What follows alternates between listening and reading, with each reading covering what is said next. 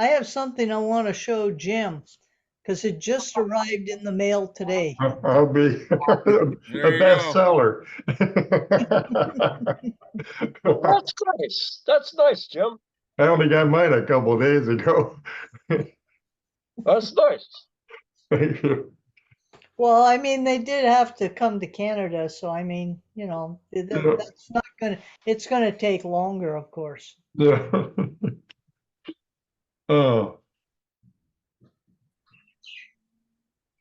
All right. Well, it's a 7 p.m. or 6 p.m. Eastern Central Time. I guess we're all ready to get started with the meeting.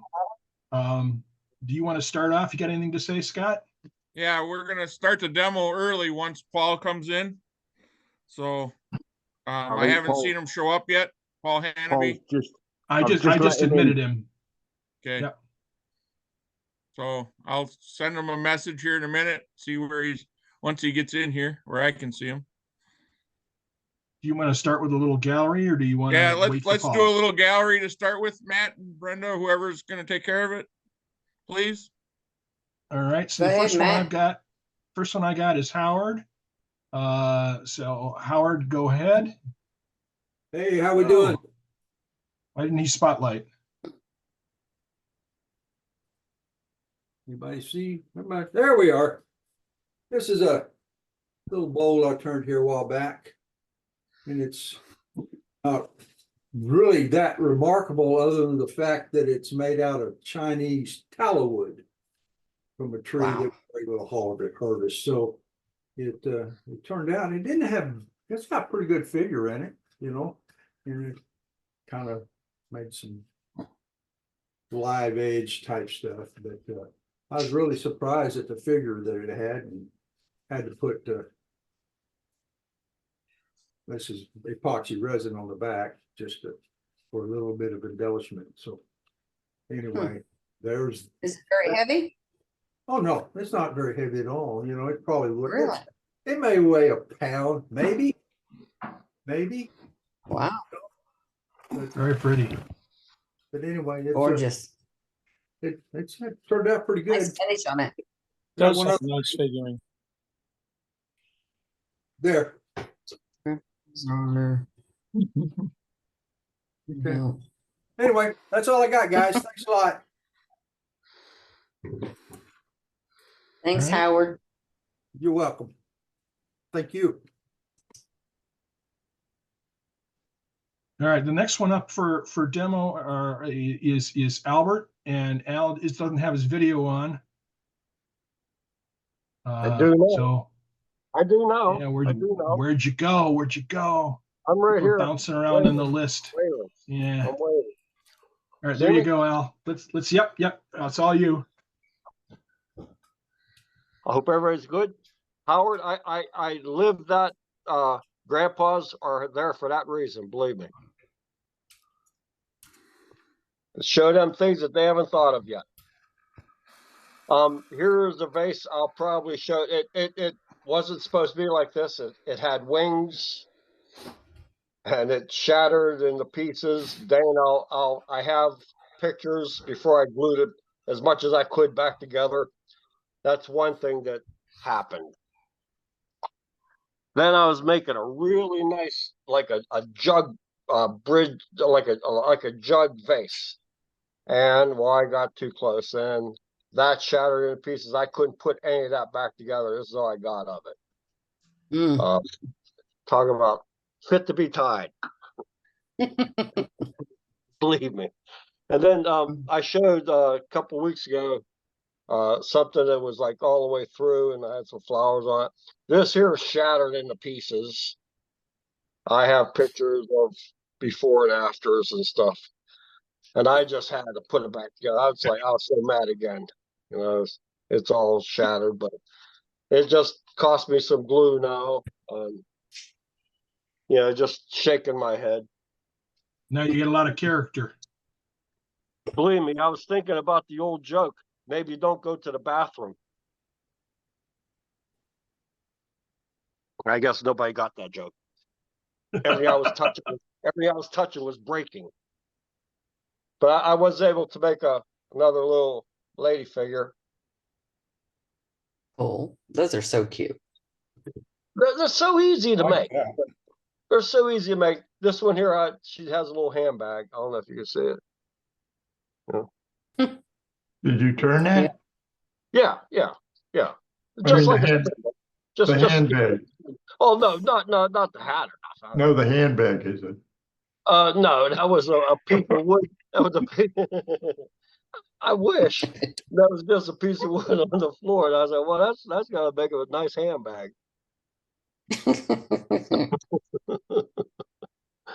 Oh, Very goodness. nice, Al. Looks good, Al. Well done, Al.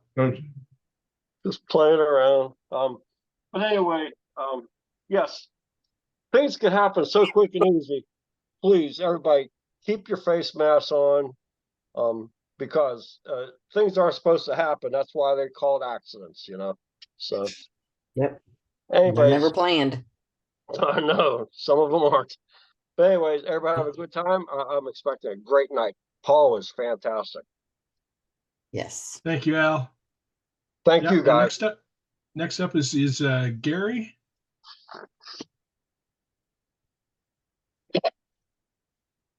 Hello, Gary. Yeah, I'm Yeah. I don't here. know what happened. I don't know what happened to your camera. See Oh, this there we or not? go. I That's turned better. I turned 15 pens for a Navy Oh, yeah. destroyer that's going out tomorrow. And then something I want to share with everybody.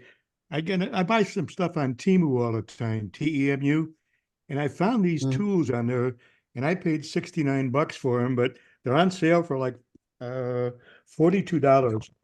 But they're dynamite, and they're carbide tips on them, and I'll tell you what, that cut better than anything I've ever used. They're fantastic. Hmm. That's all I had to show you. Cool. I love those pens. Cool. Yes. I saw those on Facebook earlier. But I Very don't really nice. buy something like that for $42. It just I'd never seen it before. Yeah. All right. And next up is Dan Smith, who's here. Yep. Everybody. Let's see. I've got a bunch of stuff. I'm going to switch my camera, and if I show it by itself, we'd be here all night. But I turned some mushrooms. Oh, pretty. Nice. Very nice. Very cool. Those are very pretty. Those look like they need to be in a photo for the newsletter. Those are pretty. Yeah. Had one that I had to catch, and it broke almost in half. So here's a sliver of it. It's a refrigerator magnet. Wait, Right, and there you go. here's the other half, which There you Ah. go. Refrigerator magnet, right? Yep. Yep. Still a refrigerator magnet. Yeah. I liked Heather I watched her video just the other day, and she does the same thing I do, is mix baking powder with your paint, and you'll get it where it'll come up to these little points, which really Oh wow. Yes. Yeah, it's what we do. We do the dot painting. I've got a couple mushrooms I've done like that too. Yep. Very nice. you know, I just finished it with shellac. So, and I stained them so I could see through the just like see through and see the grain of the wood. Sure. Yeah, I like seeing the grain. And the hard part is getting up underneath it without getting a catch. If you go too far, Mhm. Yeah. But Nice job, Daniel. you know, like this one, I put a little grass and stuff on the bottom and dirt. But this is a morel, and I just used a Dremel tool and cut into it. I like the spalting on it, so I did a couple of them, and this is the third batch I did. And I thought Matt would like this one because I put the little. Yep. This is actually a mushroom, You put, yep, you put some fuzzies on. Yep. and you got to be careful not to touch those until you get sanding sealer on them to stiffen them up. And I sprinkled a little dust on top because that's kind of the way they look in the wild. Hmm. But Very cool. some of these, the colors are, just something I picked up. They're all very nice. The Very design nice. opportunities. Yep. And if Dane was here, we had a discussion last week that I turned a bunch of handles and I was going to put them on later, and he said I couldn't get them drilled center. Well, that's center. But what I did was when I turned the handle in between centers, I turned the end part for a chuck so I could put it on a chuck and drill it later. And I never took this off, and that way I can put it back in between centers and finish it off. But I can put it chuck and get that centered. Yeah, I usually drill mine first and then put the cone in there so that it's always centered to then turn the rest of the handle. But yep, that works too. I mean, in order to drill it on the lathe, you've got to have a tenon to put it in the chuck.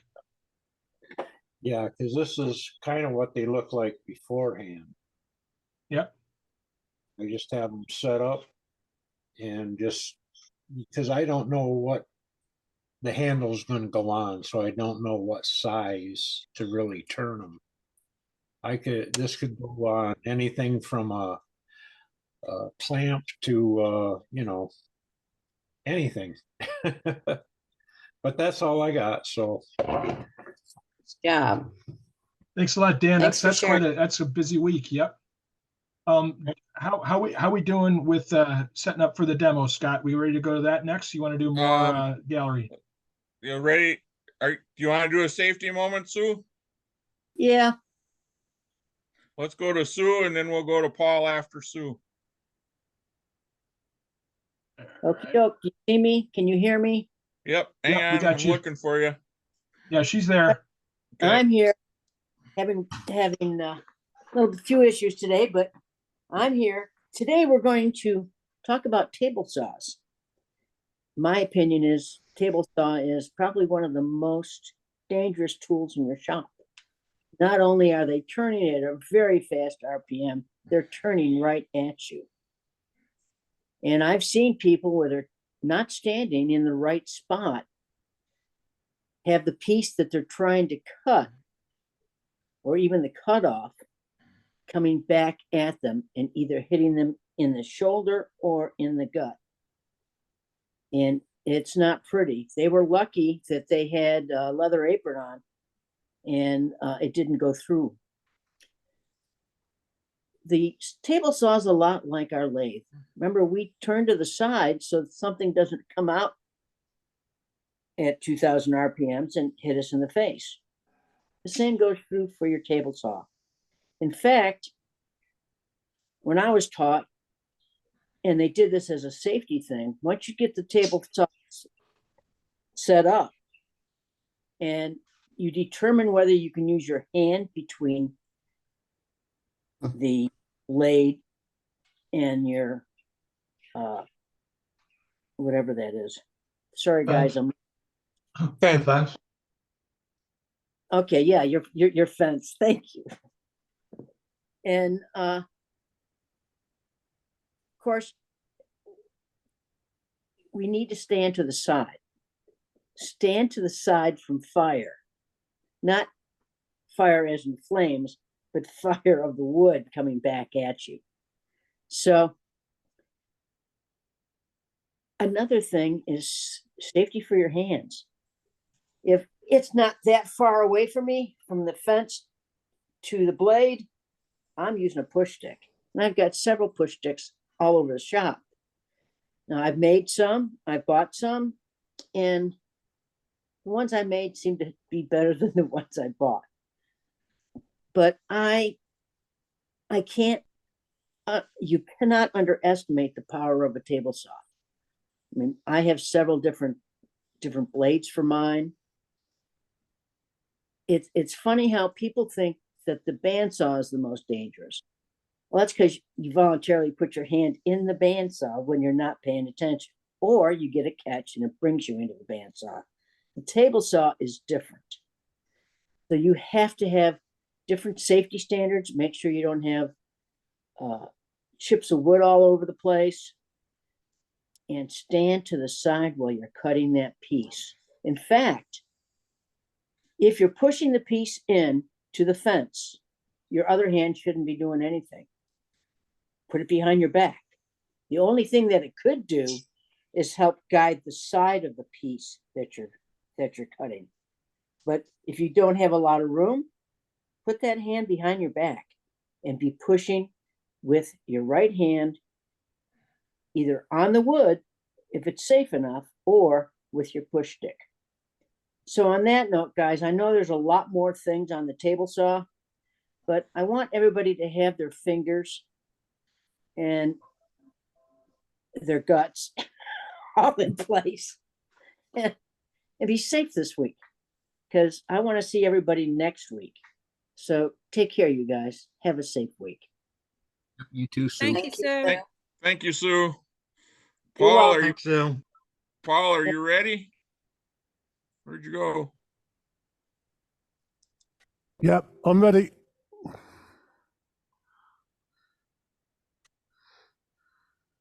There you go, Paul, you're up. Okay. Evening, everyone. Evening, Paul. How's it going? Paul. Good. Yeah, before we get into the demo, I've got a couple of things to show as well that I've been working on recently. We'll do that first, and then we'll kick off on the demo. I've got this one here. It's a bit of burr oak, and on the outside, I'll hold it back at there. That's better, focusing a little bit better. On the outside, I've scorched it and then put some black dye on it, and then some liming wax on top of that. So it's just sort of highlighting the texture of the burr. It was a little bit of a ropey piece of wood. The outside of the burr was a little bit soft in places. So I thought, rather than trying to get a clean cut with it, I'd try something different, because I don't think I was going to get a sort of a decent cut on the outside. The inside's worked okay, so I've just done the inside natural wood. But yeah, just something a bit different. Beautiful. So there's that one. And then working on the same theme, I had this piece of wood. This is ash, but you can see the bottom of that there's just lots of wormholes all over. So I thought, rather than just throw it to one side or burn it or whatever, I thought I'd just use it in an experiment. So again, I've turned it, scorched it quite heavily, and then brushed it to take off all the sort of carbonized wood, and this was what was left. So it's brought out the figure in the wood and the texture. Still wormholes there, obviously, but I think there might be yet more to do with this. I'm debating whether to sandblast it and see how that comes out. So a work in progress, that one definitely. But I mean, I think it could sort of probably work as it is, but I'm all for experimenting with these things. So there may be more with that one. And then moving on, the last couple of days I've been working on these little tea lights with some paint effects. This one's a marble effect, so it's a white base with gold and black over the top to give you that marbling effect. I've got another one where I've done similar but a purple base with Ooh. gold, white, black over the top. And then a couple of others where I've done a crackle effect. So there's that one there. It's got Ooh. orange, yellow underneath and the blue crackle over the top. And then this one that was a green and blue underneath, and then a black crackle over the top. So just a small piece of wood with a little tea light in for candle. And yeah, like I say, just playing with paints.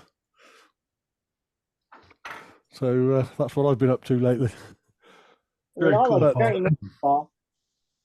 Thank you. But tonight we're going to work on something like this. I showed a couple of these a few weeks ago, and Dane asked me to do a demo on this, so that's what we're going to do. It's a fairly plain piece of wood, which I think is a good place to start with this. I mean, I'm all for, if you've got a nice figured piece of wood, use it as it is, make the most of what the wood does. But here, it's a fairly plain piece of wood, so I see that as a blank canvas to do other things with. So here we've got red and blue. What this is, it's a base texture with acrylic gesso. Then when that's dry, acrylic airbrush paints sprayed over the top. And I've got this one here. There's a bit of a stipple texture on that. Not quite sure how well the camera picks that up, but that's a stipple texture. There's another one here. This one's actually just pine. I think it's yellow pine, but just pine, fairly simple.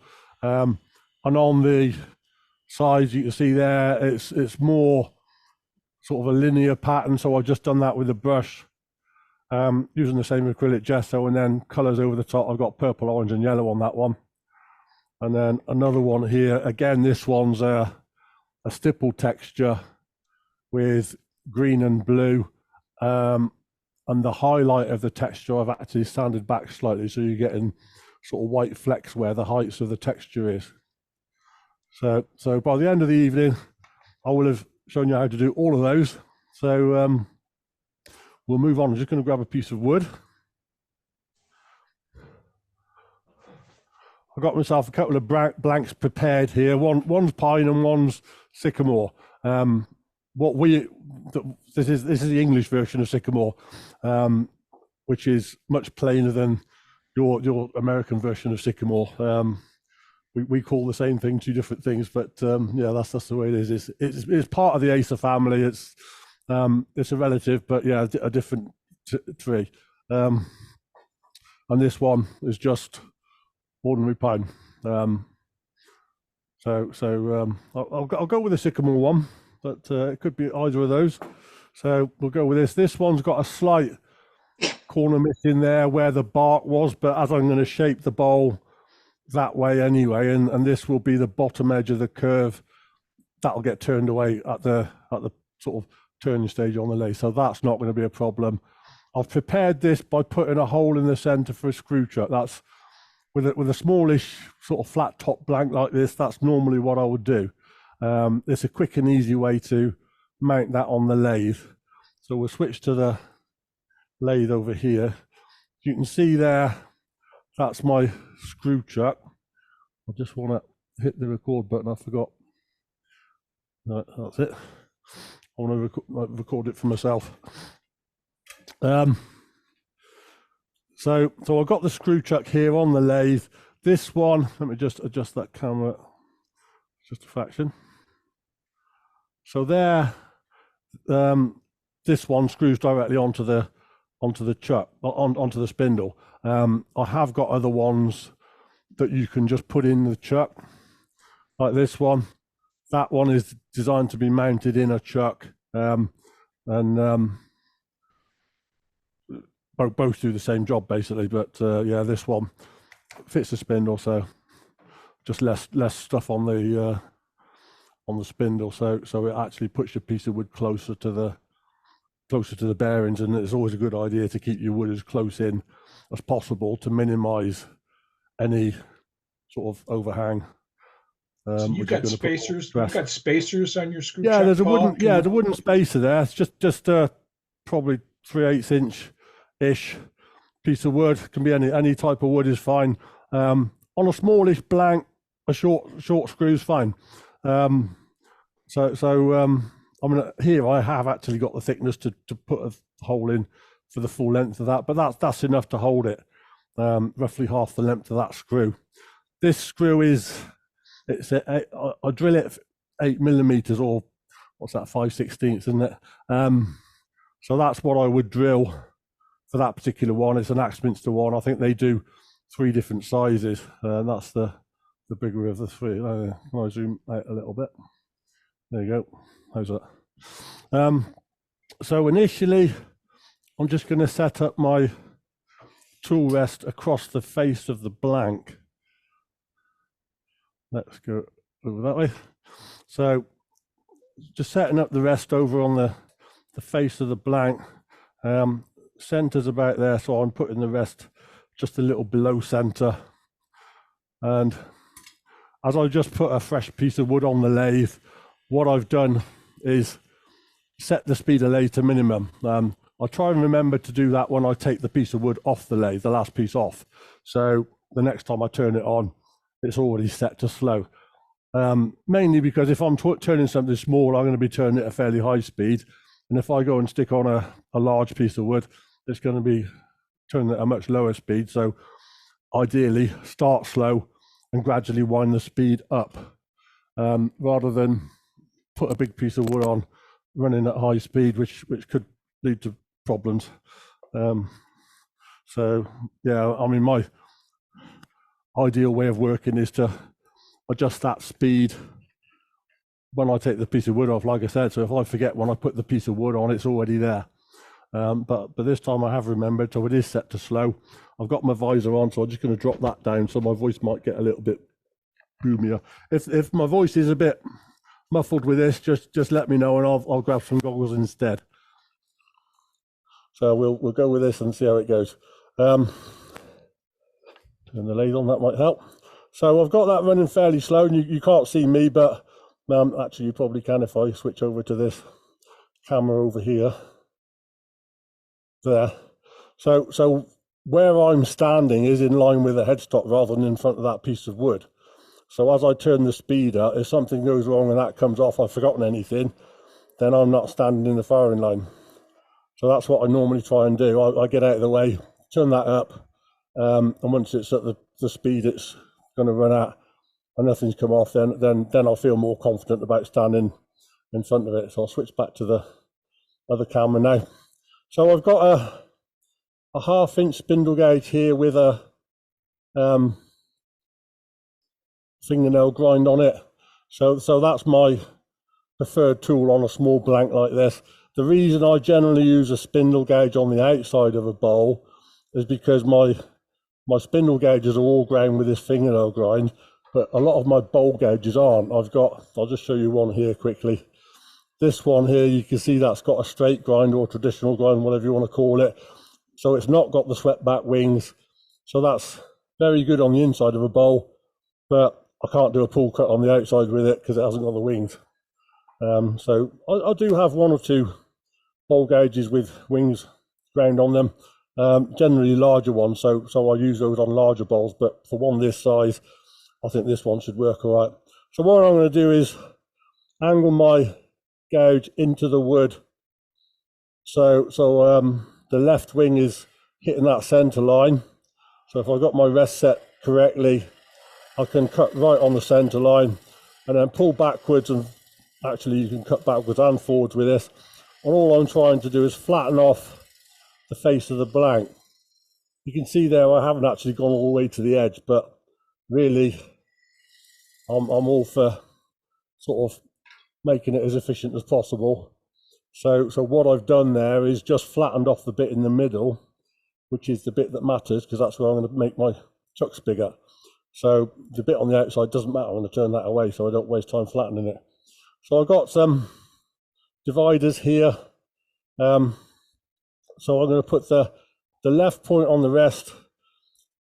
Eyeball that across the center of the wood and scribe a line, and then adjust the position of the dividers so the right point is over where the line appears. Then I know it's the right, I've got it centered properly and it's the right size. So there's my spigot marked. So I just need to expose some wood to create my spigot. What I can also do at this stage is just rearrange things a little and bring in my tailstock for a bit of extra support. I'll try and move that back as far as I can just to keep this screw out of the way so I can see that's in front of where the camera is. So I'll extend this almost all the way. All the action's over on this side rather than where the lever is, but I'd rather it not be there all the same. So I'll set my rest up again fairly close to the center, and even if I don't leave the center there for support, I'll bring it in and mark the center so that later on when I reverse this to turn that foot away, I've got a center mark to relocate it. You'll see that later, how that actually works. But I'll leave the center in place, the live center in place, so that's giving me a bit of extra support. It does mean that if I want to, I can take big cuts and not worry too much about it. So initially, I'm just pushing my gouge towards the headstock here. Again, using that left wing, sort of a variation on that pull cut by just pulling that left wing in. And you can see that quite quickly is removing enough of that wood for me to create a spigot. The reason I do that cut rather than coming in from the edge like this with a push cut is if I'm doing this cut with a push cut, I'm cutting into the end grain twice on every revolution, because this is a conventional side grain bowl. Whereas if I'm pulling the cut this way, it's all side grain. So in theory, it's an easier cut on the tool and probably on me too. So I'm just going to square that spigot up now.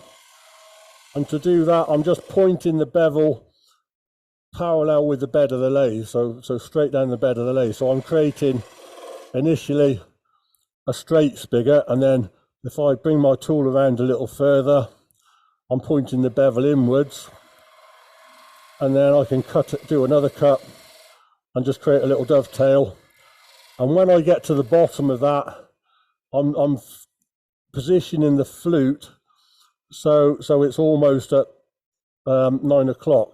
So the left wing is against the wood, but the right wing is almost touching as well at that point. And that way, I'm sure that the tip of the gouge is going all the way to the bottom of that dovetail to create a sharp corner at the bottom.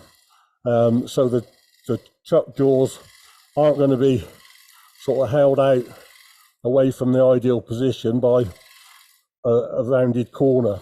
So that's what I've tried to do there. So that's my dovetail done. So from there on, next thing is to shape the bowl. And with these coloured bowls like this, what I'm trying to do is emphasize the outside of the bowl. So if I switch back to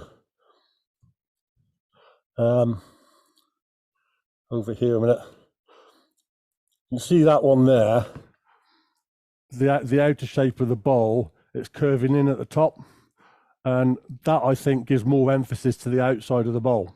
If it was a conventional sort of flatter curve, your eye is more focusing on what's going on inside, whereas here, because of that sort of turn in on the top third or so, it makes the outside of the bowl more visible, even if you're looking at it from above. I mean, ideally, you want to be sort of looking at that side on, but in reality, you're probably going to be looking at it like this. And even when it is like that, you're still seeing plenty of what's going on the outside. So that's my sort of reasoning behind the shape that I produce. So we'll switch back to the lathe again. So I've positioned my rest at 45 degrees now across the face of the blank there. So I'm working across the corner here. Let me just reposition that camera just to whisk it there. That's probably better. So you can see the edge of the blank here. So I'm just working on this corner. So say with most things on wood turning, you start off with a little curve on a corner and make it bigger. So that's what we're going to do here, and I'm going to continue with that pull cut. Initially quite a aggressive cut, just to remove a decent amount of wood as quickly as possible, and then bring that rest in again, close the gap down, and do a couple more of those. Now, because I'm turning the top in, I'm cutting 2/3 of the way up. And the other thing relating to the shape of this blank, just going to tweak that camera so you can see the foot. At the bottom of the foot, I'm going to have a transition between the painted surface and a plain wood foot, because I'm going to cut the foot clean at the end of all this. So to make that transition as narrow as possible, I want the angle of the edge of the foot to be as close to 90 degrees as possible. It's not going to be quite 90 degrees, but you can see here, let me just turn that off a sec, where I've turned it so far, I'll position the gouge there. You see the angle of the gouge against the base of the bowl. That's the angle of the sort of the junction between the bottom edge of the bowl and the foot. So it's quite a shallow angle. So I'm going to get quite a wide transition. And where the reason that matters is because on these bowls, I do a white base coat of gesso, and then over the top of that, the color. So if I have a shallow angle on the edge here, you see a white ring where you cut through the gesso. But to avoid that, I put a little turned foot, sort of reverse curve, whatever you want to call it, right at the bottom of the bowl. And that way I get closer to that 90-degree transition. So carry on with this. And by the way, that cut I just did, it's quite a rough cut, and you can see here there's plenty of torn grain, but that's what I would expect to see at this stage. But I'm just rough shaping, so it doesn't matter too much. So to get that reverse curve, I'm just going to go in and cut the other way now. A slightly lighter cut, so nowhere near as heavy a cut as I was just doing. So I'm just sort of generating that little reverse curve, and then I can continue reshaping the rest of the bowl. So that's achieved what I want at the foot there. It's quite subtle, but even that small amount makes a difference, I think. So now I'm changing my cup slightly to refine the shape and to improve the surface. So now I'm doing a less aggressive cut. I'm dropping the handle down lower. I'm still working on that left wing at this stage, but with the handle dropped lower, I'm taking more of a slice, more of a shearing cut, and a couple of cuts like that, and hopefully you'll see a much cleaner surface. It's not perfect, but it's way better than those roughing cuts. So that's taken out sort of 99% of that torn grain, just those few lighter cuts. So now I'm at effectively up to the widest point here. So rather than continue the cut upwards from the bottom, I'll swing my rest around the other way now. Just make sure that misses, and it doesn't, so adjust it. Just there. So can't see my rest there, can you? Camera's moved. So there's where my rest is, parallel to the bed basically at this stage. So I'm working on this top section here. And the reason I've moved the rest around here is I want to cut from the top down to do that top part of the curve. So I'll come in from the other side now, from the headstock side of the blank, and start to shape this top part of the curve. It's not quite round yet. There was a cut blank, I cut on my bandsaw, so it wasn't exactly circular, but that's easily fixed once it's on the lathe, isn't it?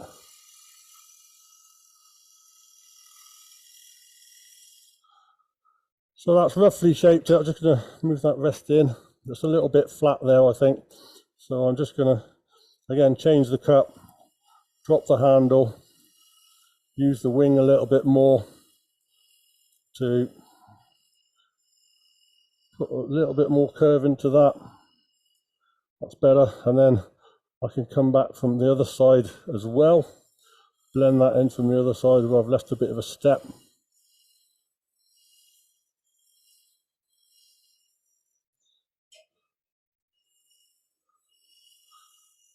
And as I'm doing this, I'm looking at the top edge of the bowl. I'm looking at the profile against the background to see where the shape needs a bit of a adjustment, smoothing out any bumps and ridges to get a nice curve. So to me, that's looking not bad. I think 2/3 of the way down here at about this position, there's a little bit of a bump there that I don't want. So I'll bring my gauge down to that position and continue with that shearing cut. Just work on that with light cuts just to further refine that shape. So that's got my overall shape. Now there's a secret weapon I have at this stage for checking the shape. Now visually, that curve looks about right to me, and I'm just going to zoom out yet further. There you go. Visually, that curve looks about right to me, and if I run my finger around it, on the whole, it feels reasonably good. There's a little bit of a bump I can feel there. It's about 3/4 of an inch in from where I did that foot, so I probably didn't quite blend the curve from the foot into the bottom of the bowl, so just adjust that and then check it again. So that transition now feels better. It's a better curve overall, and it looks about right. But what I do at this stage is to use one of these things. This is a hot melt glue stick. It's one of the thicker ones. I think they're 11 millimeters, which is, what's that, 7/16, isn't it? And what you do is you use that as a flexible curve. So I pin the bottom of it to the bottom of the curve and the top of it to the top of the curve, like that. And then I get down and look between the glue stick and the edge of the bowl. If I can see light coming through, I know there's a deviation in the shape that shouldn't be there. It'll show up any little changes in direction or changes in shape.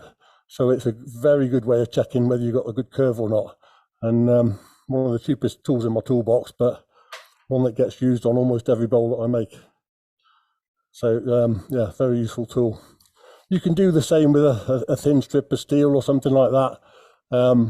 So whatever you can find, but yeah, glue sticks are great. Get yourself a sort of a 12-inch glue stick, and that'll do up to. Paul, can you do that on the back of the side of the bowl so we're looking from your top camera down across that glue stick? Which camera? Sorry. So do it on the back side of your lathe, on the back edge of the bowl, because I think we'll get a better view of what you were looking at. Okay. The glue stick. From that angle. Go back to the overhead. Overhead one, yeah. Okay, now put your glue stick on the back side of the lathe away from you so we can see. Okay. There you go. Over there, like that. Yeah, so you can see there, I'm pinning that to the bottom of the curve, all bar a little bit where that reverse curve is. It's not quite flexible enough to do all of that, but from where the curve starts to where it finishes is where my two fingers are there. And what I'm doing is looking at the whole length of that curve and looking between the edge of the stick and the edge of the bowl. But where I would position that is higher up, so I'm looking at where the light is shining on the top of the bowl here. I mean, I've got an overhead light behind the lathe here, but and I could put that lower down, but where it is now with the cameras in place, I'd have to sort of manipulate it around the camera boom to do it. So I won't move it, but that's what I would do in practice. You put the light the other side of that stick, so you're looking at one side, the light's the other side, and when you pin that to the bowl there, if there are any little bumps and ridges, you see the light coming through. So you can see where the little sort of imperfections in the curve are. and it'll pick up minute discrepancies. So it's really good for that. So really useful tool. Thanks, Paul. No problem. All right, I'm just readjusting my equipment here to get my sanding hood in place, so we can sand the outside of this. So the outside of that is as good as done. I'm just going to take the tailstock away now. I've not got a need for that at the moment, so I'll just take the whole thing away, take it off the lathe.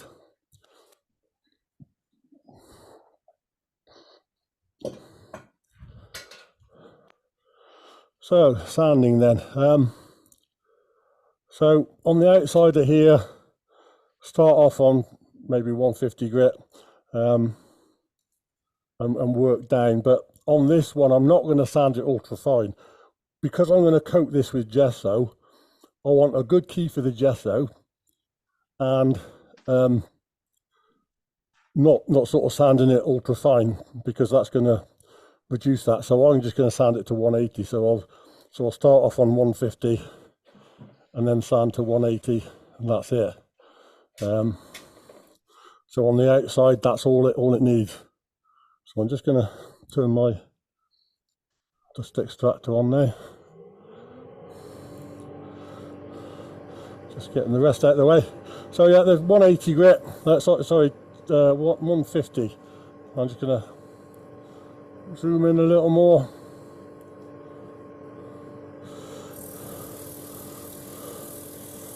So all I'm trying to do here is take out any tool marks, if there's any torn grain or anything like that, any bumps and ridges.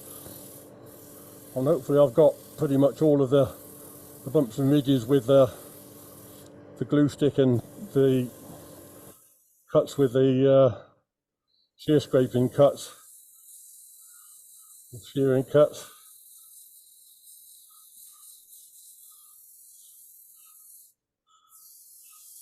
And I'm sanding at the front or at the bottom, so sort of 9 o'clock to 6 o'clock position, so where the bowl is going down and away, rather than sanding at the top where it's coming towards me.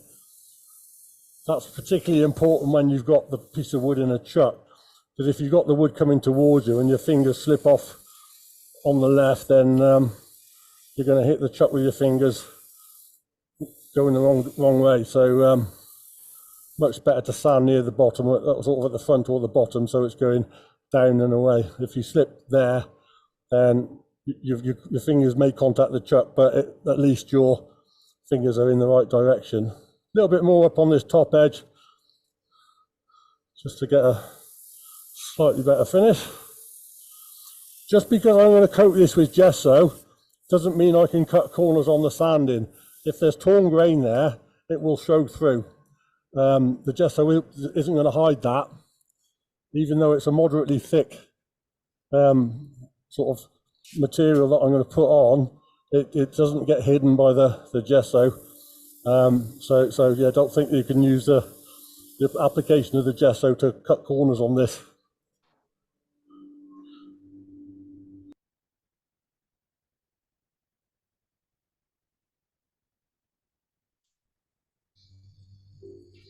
I just muted myself for a second there. I was just about to sneeze, but I think I've got past it.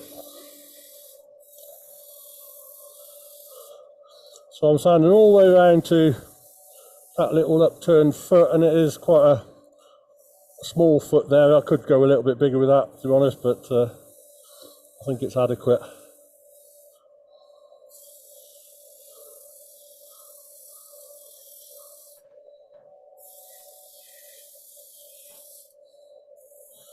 All right, let's have a look at that. Yeah, that looks reasonably good. That'll work. So turn my extractor off now. Right, I'm just going to grab a paintbrush. Give me one moment.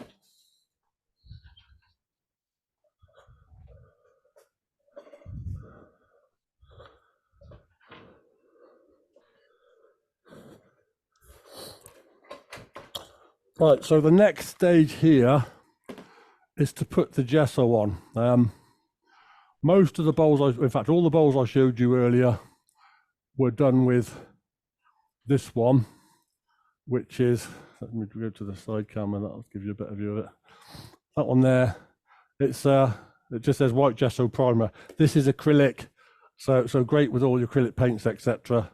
And we'll come to that in a moment. But I've also got this one here, which is a black gesso. This one's a Joe Saunders one, but yeah, there are no doubt other brands out there. So depending what paints you want to use, you can choose a base that works with it. The great thing about the black is if you're using the iridescent paints and the reactive paints, then interference paints, they all work great on black, but not so well on white. So if you're into that sort of thing, then go for black. So take the lid off, and this stuff, I'll switch to the overhead one again for a moment. This here is, you see it's white, and it's sort of the consistency, I always say it's a consistency of yogurt. And another thing I'm going to do here is just turn the speed of the lathe down. And one last thing that I just remembered, fortunately, what I'm going to have to do is to remove this piece of wood off the screw chuck without disturbing the wet gesso finish. So what I'm going to do here is to loosen the screw chuck now. So I can grip that finger and thumb like this and take it off without touching the wet surface.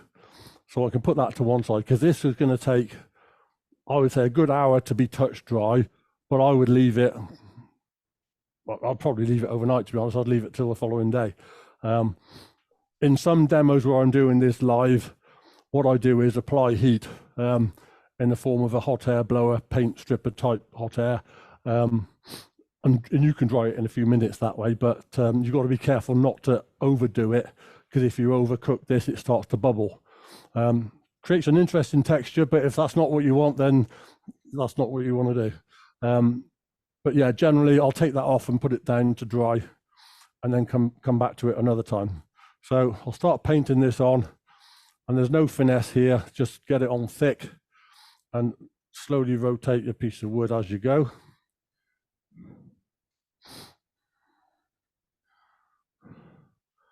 Yeah, this gesso, that it keeps for years, so no problem about it going off in a short space of time. It does keep for a very long time, as long as you keep the lid on. It works well. So initially, the first time round, wood being what it is, it's like a sponge. It's sucking some of the moisture out of that gesso. So when I get back to the start, I might find that it started to thicken and dry ever so slightly, because the wood's just sucked some of the moisture out of it. So what I'll do is do a first pass round to initially coat the wood, prime it if you like, and then I'll go around again and put a little bit more on and make sure that I've got a very fluid surface. So that's it. I think I've got all the way back round again. So I've got a nice coating there. Now that's fairly random, I would say, is probably the best description of it. I'm just trying to adjust the camera there, getting a little bit closer. So you can see the brush marks here. It's a very coarse brushed finish at this stage. So that's what I'm aiming for. I'm just going to take off a little bit of the excess off the brush. So what I want to do now is to actually run the lathe. This is why I just mentioned it's a good idea to turn the lathe down before you do this. If I turn that on at the speed I was turning the bowl, I'll end up with a white stripe down my smock. So remember to turn the speed of the lathe down before you turn it on with wet gesso on it. I'm just going to wind that in a little bit to try and get that to run a little bit truer. That's a bit better. It's not perfect, but it's close enough for what I'm doing. So I'll bring the speed up a little bit, maybe 100 RPM or something like that. And I'm just going to use this coarse brush on the outer edge of it. Let's bring the other camera into play as well. Hopefully you can see it on both angles there. So you can see I'm applying this brush to the edge and just dragging it across the surface. And what that's doing is just creating lines. This is quite a coarse brush. you don't want an expensive soft brush here. You want a very coarse bristle brush to give you quite a coarse texture when you do this. So the cheap brushes are, I think, the best for this particular application. So you can see there, let's stop that. Yeah, you can see around the bottom here, you can see the lines that's created. So that's the texture I used on the purple, orange, yellow bowl. That's how I get that texture. You can texture this with anything you can think of. Another good one is things like tile adhesive spreaders. I've got an Afro comb that I use on some of my bowls. I've got no other use for it, so that's what I use it for. So it gives you a much coarser line than the brush. So that was quite a nice one. Another one here, I've got this here, which is just ordinary paper kitchen towel. And this one came out by accident. You know, I just mentioned that I've got to slacken off the screw chuck so I can grip the blank like this and unscrew it while it's still wet. I was doing a demo at a trade show once and I forgot to loosen it. So I thought, how am I going to get that off without getting it all over my fingers? So my solution was this: put a bit of kitchen roll over it, put my hand over it to undo it, and then took it away. And when I took it away, I thought, oh, that's quite an interesting texture. So that's where this one came from. So all I'm doing is putting the kitchen roll on and then taking it off again. So just creating a stipple sort of effect. And the more random, the better. So you don't want to put any pressure anywhere where you're going to sort of smudge it and smear it out. Just literally let the paper rest on the gesso and then peel it off. And that creates a nice stipple effect. I'm just double checking that I've got it all the way around the inside of the bowl to where the foot finishes. That's a bit that's easily missed if you're just going around the edge here. So that's the whole thing stipple textured now. And this bit of kitchen towel is now surplus to requirement. So get rid of that. So that's the texturing part. So I'm just gonna get rid of the excess gesso off my brush and put the lid back on that. And if you don't like that, you can always go back over it with the brush, reapply the gesso and take it off again. I'm just going to put this brush in some water so it doesn't dry out.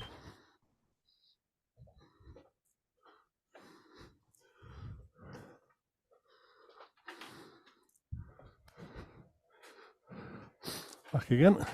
So yeah, I did a demo a while back and forgot to wash the brush out, and the brush did go hard, but I discovered that ordinary paint stripper is good enough to loosen it. I just left the brush in a pot of paint stripper overnight, and the following morning washed it out, and it was good to go again.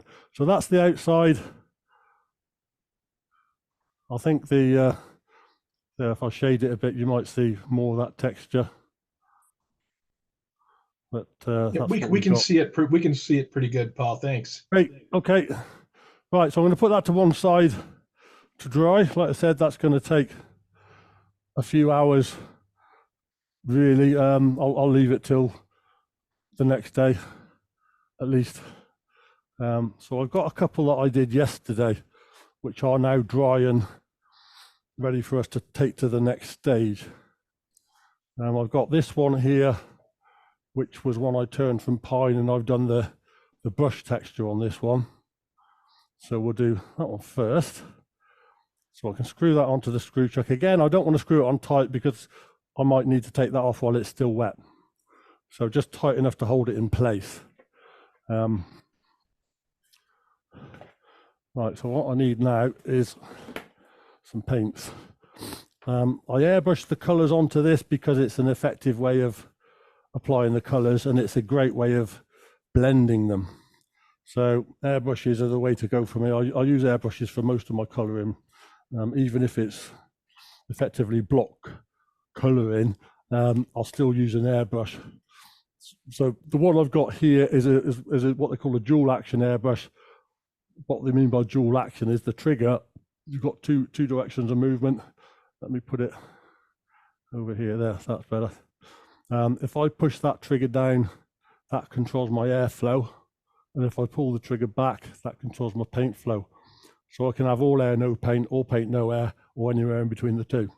So I got full control over that. There's also a stop on the end here, which I can preset to limit how far back I can pull the trigger. So I limit the maximum amount of paint. And on this one, it's also got a little air adjustment here, so I can adjust the airflow on the gun as well. I normally set the regulator to where I want it on the compressor, so that I don't really make a great deal of use of, to be honest. This is what they call gravity feed. It's got the cup above the body of the airbrush, and you put a few drops of paint in and it drops into the airflow. I have some other airbrushes that I use which are siphon feed. That with those you've got a bottle underneath, and the bottle picks up from the sort of siphon effect. Right, so colours. I'm just rooting through my box of airbrush paints here, grabbing a few out, see what we can do. I use the airbrush colours. I've got some by Gold and some Comart. There are a few other mates. I've got some paints which are Createx. Those are a little bit thicker, but yeah, still workable. And some of the paints are transparent, some are opaque. You can use either on these because you're just using it on a white background, so you could get away with either. But right, we'll do a purple and green. I think we'll do purple and green on the other bowl, and on this one I'll do another one of those orange, yellow, purple. Oh, we've got the purple there, haven't we? These bottles of paint, you can see there, they are smallish bottles. I think it does say on it how much is in there. 1 fluid ounce. So that's how much is in one of those. But you're only using a few drops at a time, so one of these will actually go a good way. And each of these paints has an agitator in it. So you need to give them a good shake just to get the paint in suspension rather than all settled out at the bottom. So give them a good shake when you start. Another tip here, this bottle here is one that I finished, and I've just cleaned it out and filled it with water. Sometimes I just put a drop of water into the gun and blow it through just to blow a colour through rather than doing a proper clean. So it's just quick and easy. So it's helpful to have a source of water. So that's all that one is. Right, so I think all of those, I can hear the agitators moving in all of those, so we'll go with all of them. So the purple, yellow, orange one here, I'd start off with a lighter colour. So we'll start off with the yellow. And this one, I'll show you the other bowl, so I'll show you what we're aiming for. We're going for this one. And it's yellow in the middle, 2 bands of orange, and then 2 bands of purple on the edge. So that's what I'm aiming for. I don't thin the colours to change the tone. If you want a lighter colour, you just put less of it on. So if I want to shade with one of these colours, I'll just put less on. So I don't thin the colours to get it lighter, I just put less on. And again, that's a great thing about airbrushing. You've got total control over how much you put on. I've got my compressor already set up, and I've got these little bayonet connectors as well, which means you can just push the gun on, and that's it. You're fixed on, and it's good to go. And then quick release. And the other advantage of these is when you take the airbrush off, you don't lose the pressure out of the tank. It seals when you disconnect. So that's good to go. So paint's ready. This is ready to use. I don't need to thin it. It's thin enough already. It's almost like an ink. So maybe 10 or 12 drops of paint in there. You can see how much is actually in that cup. It's just a little bit at the bottom. That's enough for now. If I need more, I can add more. But that may be enough. So I'm going to start off spraying 4 or 5 inches away and aim in the middle. And you can see there's a yellow line developing there. And I'm bringing that out towards the edges and fading it out towards the edge. I'm just going to move my extractor hood there. So on sort of deepest color in the middle, and then less on the outer edges. I've used probably half of that paint so far, and you can see that's probably already done enough. I don't really need any more yellow on that. The thing to remember with airbrushes is your spray pattern is generally a cone. So if you want to have a wider area, just move the airbrush farther away. And if you want a narrower line, bring it closer in. So all I'm aiming at here is the middle, and that's probably enough. So I'm just going to get my little bit of paper towel there. And I'm just blowing the last couple of drops of paint out. Now, because I'm going darker and I'm blending these colours anyway, I'm not even going to bother to wash that gun out. I've just blown out the rest of the yellow paint, and then I'll open up the orange and put some orange in there. And again, a few drops, half a dozen drops or so. And I can, Hey, Paul. let me just, yes. We got a question in the chat. Somebody wants to know how far away from the wood are you holding your paint gun? At that time on the spray I was doing there, probably 4 or 5 inches. But if you want a wider spray pattern, you can move the gun farther away, because you're spraying a conical pattern. Let me demonstrate on this piece of tissue I've got in my hand here. I was just about to do this. If I want a very fine line, I'll put the gun very close. And then that's coming out yellow at the moment. Let's wait till the yellow's, there you go. We've got orange now, it's a bit easier to see. So if I hold the gun very close, then I can get something about the width of a pen or pencil. See that there? Now, if I come a little bit farther away, I'm about 1 inch away now. You can see the width of the spray pattern there. And if I come farther away again, I'm at 2 inches now, bigger spray pattern, 3 inches away, bigger spray pattern. So you can actually adjust your distance for the area you want to cover. And you can go anywhere from a pencil line up to sort of the size of your palm. By the time you're sort of 8 inches away, you're probably covering the size of your palm. Beyond that, I think you probably start to lose the inertia from the actual airflow. So probably don't want to go much farther than that, but yeah, you can adjust. So here, I'd say 3-4 inches, possibly 5. And I'm starting off in the, actually I don't want it in the middle, do I? I want it on the edge. Let's get it right. I'm putting that in the wrong place there. So I'm just doing a band of orange. Say again? I'm sorry. What is the speed of your lathe right now? About 100 RPM. Okay. So it's going fairly slow. All I'm trying to do is bring the wood past the paint, but not fast. So it's going at a fairly slow speed. Yeah, it's on the dial, it's about 100 RPM. So yeah, about that. As slow as your lathe will go. If it won't go below 500, then you're going to have to work with what you've got. But this one does go pretty slow. So I've done my orange bands there, and the bit in the middle is predominantly yellow. I did do a little bit of orange while I didn't want it, but it's not so much that it's going to be a problem anyway. So now I can go on to my purple, and again, because I'm just going darker each time, I don't need to worry too much about cleaning the gun out because I'm blending these colors anyway. So now I'm aiming the purple on the rim, so you can see on that top edge that purple band appearing.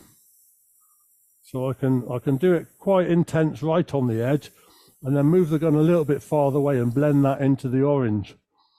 A little bit farther away, and then I put a little bit more of a sort of a mist on there rather than solid color. So again, at the bottom, hard at the sort of close in, right on the edge of the foot, and then shallower as I'm coming away. So that's pretty much it. I'm happy with that, so I'll stop there.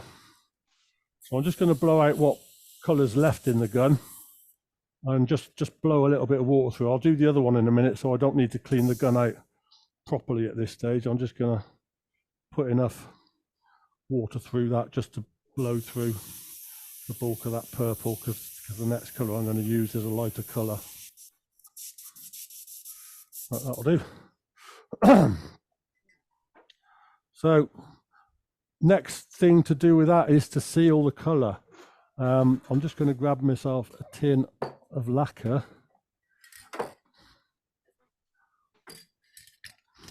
And with these particular colors, give that tin a quick shake. I don't really want a high shine on this. I think an almost matte finish works well. So I've got a satin lacquer here. You could go for matte if you want. I think satin's probably near enough. So I'm just going to give that a coat of satin lacquer just to seal the paint. And again, this is acrylic lacquer, so it's all compatible. I've got acrylic gesso, acrylic paints, and an acrylic lacquer over the top. So that'll be enough to seal that. So I'll give that 30 seconds to dry, and then I'll take it off, and then we'll move on to the other piece of wood. Any questions while that's just drying?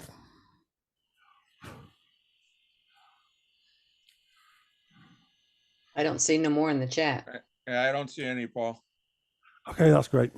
Right, that's sort of touch dry. It dries fairly quick, this stuff, or at least the initial touch dry stage is fairly quick. So I'll put that to one side.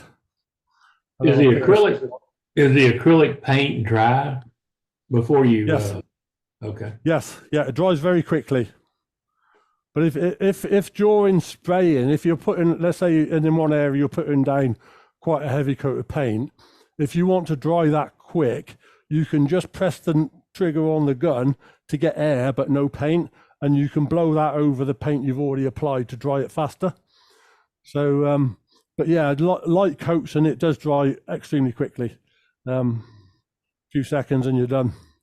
Right, so this is the other one. This is the stipple texture, and I'm going to do a slightly different color on this one. I'm going to do a green and a purple. I quite like this one, so we'll do that one. So I'll start off green at the bottom. Again, I'm 4 or 5 inches away, and you can see there I've just done a very light mist of green, so fairly subtle. So if I want to leave it there, I can. If I want to put a little bit more color in, I can. Because I'm running the lathe fairly slow, I've got to try and remember not to move the gun sideways too quickly, because I start to spray spiral patterns if I go too quick. So I'll get a bit carried away sometimes and move the gun too fast, and then I have to remind myself to slow down. So yeah, just watch that. You don't want to move too quick. Right, so that's probably enough on the green. I could go heavier if I want, but I quite like this one to be quite a light coat. So a few drops of purple now, and we'll start at the edge. And you can see that purple hue appearing at the top of the bowl. Now I'll start to track that down, and as I'm going down, I can also move the gun farther away to expand the area I'm covering. Also, that has the effect of reducing the sort of the paint density at any particular point. So again, you can use the trigger to control paint, and you can also use the distance depending on exactly what you're trying to achieve. So a little bit more purple on there at the top. I think that's not too bad. I'll put a little bit more purple at the top. What I do with some of my bowls, I'm not going to do it with either of these, but some of them, I'll do a very thin black line near the top, top and bottom, and it frames the colours. So depending on what you're doing, that's also worth considering. Like I said, I'm not going to do it on this one, but it is one that you can do, and then that's enough colour on there. So just blowing a bit of colour through the gun, sorry, a bit of water through the gun to clean out the worst of that, and then I'll clean it properly in a moment. But while that's there, I'll put the lacquer on it. Actually, no, I'm not going to put the lacquer on this one. I showed you a bowl earlier, this one here, that I said I'd sort of sanded back the high points of the texture. So I'll do that on this one. So what I'm going to do is pick up a fine grit, 400 or 600. I've got 600 grit here. And I'm going to speed the lathe up a little bit. And all I want to do is take off enough material to expose the high points of the texture. So I'm not sanding all the color away, all the texture away, just really exposing the high points. So you can see here now, totally different effect. So it's exposed all that stipple pattern and just giving it a totally different feel. So I quite like that effect. So I do it on some of the bowls. Some I just do solid color, but I quite like that. And what I've also done once I've got it to that stage is put a third color over it, a lighter color, and the lighter color only really shows up on the white that you've exposed. So I could put, let's say a yellow or a light blue or something like that on there, and that would only pick up on the white parts, and the green and the purple parts, it wouldn't really show up. So that's an interesting effect as well, where you're adding colors and overlaying them in that way. So I'll bring the speed down again. So a little bit of clear lacquer. It's best to do that sanding before the lacquer, otherwise you've just got more sanding to do. So 3 or 4 light coats, that should do it.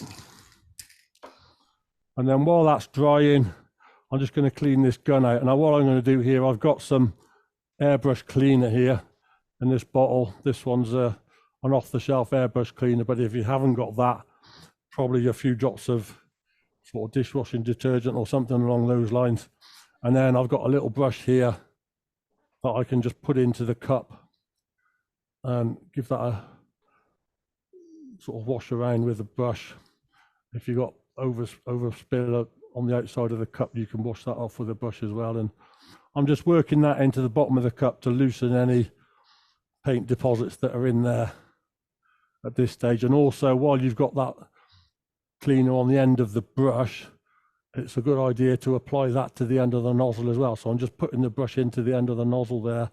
Again, you can get build up of paint there. So clean that as well at this stage. And then I can blow all of that out.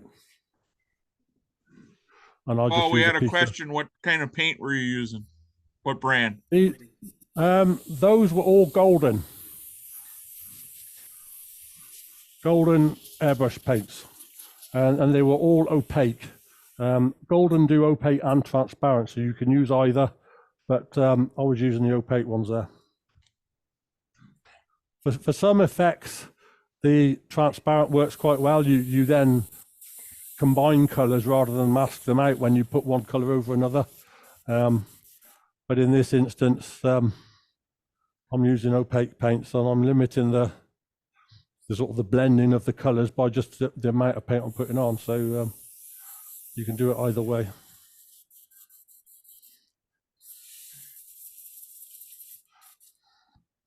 Right, so I've cleaned my gun out, so I can put that away. Just done that while we're waiting for that lacquer to dry.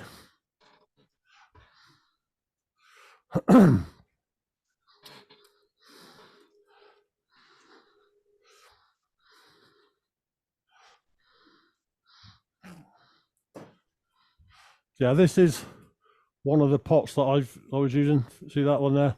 Golden airbrush color. Like I said, they're a 1 ounce pot, so smallish, but for this application, that will actually go a long way. Because I probably used 6 to 10 drops of each of these colors, and there's the same one, purple. As I said, these are all opaque, but you can get them in opaque or transparent, translucent. They also do other things like the interference paints and pearlescent paints and all that sort of thing. I've got some other paints. The Comart ones I've got are all pearlescent ones. They're quite interesting. I use those on these bowls sometimes, so I do them. They're quite loud colors, sort of in your face colors. So I use those sometimes. But the Createx paints they are thicker. So I use a gun with a bigger nozzle because the paints are thicker. It's not just a case of a thicker paint, you can water it down. That doesn't always apply. The particle size of the paint doesn't change when you water it down. So if the particle size is too big to go through your gun, then they still won't go through the gun, even if you thin them down. So then you've got to basically have a gun with a bigger nozzle. The one I was just using with those golden paints was a 0.2mm nozzle. That's absolutely fine with those. With the Createx paints, I'll use either a 0.5 or 0.8. So it's a bigger nozzle. If you use that with the thinner paints, they flow an awful lot quicker, so paints run out quicker. So yeah, you can do it, but if you want to cover a big area, that also allows you to colour faster, I suppose. So I'm just putting my chuck on the lathe here, so we can put these bowls on and turn the inside. So let me put that in the chuck, and once it's in the chuck, I'm just pressing the center of the blank against the chuck and then tightening up. So that's seating the bottom of that bowl against the jaws. So it's seated it squarely. I'll just move my dust hood out the way. Right, so I'm setting the rest up across the face of the bowl, and then set the height so my gauge is cutting pretty much on center. That might be just a whisker too high, so bring that down again. Oh, there it is. Just looking for my visor. So I'm still running that fairly slow, so I'll bring that speed back up to turning speed, which for a bowl this size is sort of 800 to 900 RPM. And then I can start on the edge, push cut towards the center. All I'm trying to do at this stage is to flatten off the top surface. And also, what I'm doing here is cutting through the paint that's oversprayed the edge of the bowl. So I didn't need to do any masking, because at this stage I'll cut that edge clean. So hopefully there I've cut enough away to get a clean edge on the paint, which it has. So yeah, it just saves all that messing around with the masking. So that works quite well. I'm just going to demist my visor. So let's see what I'm doing.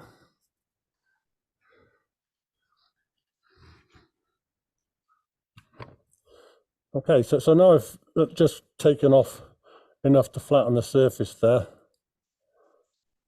Let's do it this way around instead. So I'll start near the center. I've got my handle low and the point of the gauge starting about 3/4 inch away, and then as I lift the handle, I pull it back towards me. So where the gauge finishes is almost horizontal when I hit the center of the bowl. And with each cut, I'm just going a little wider, a little deeper. So start off with the handle low, and then pull it back towards me and up. Now where I want to be standing is right up against the bed of the lathe. So I'm as close to the gauge as I can get.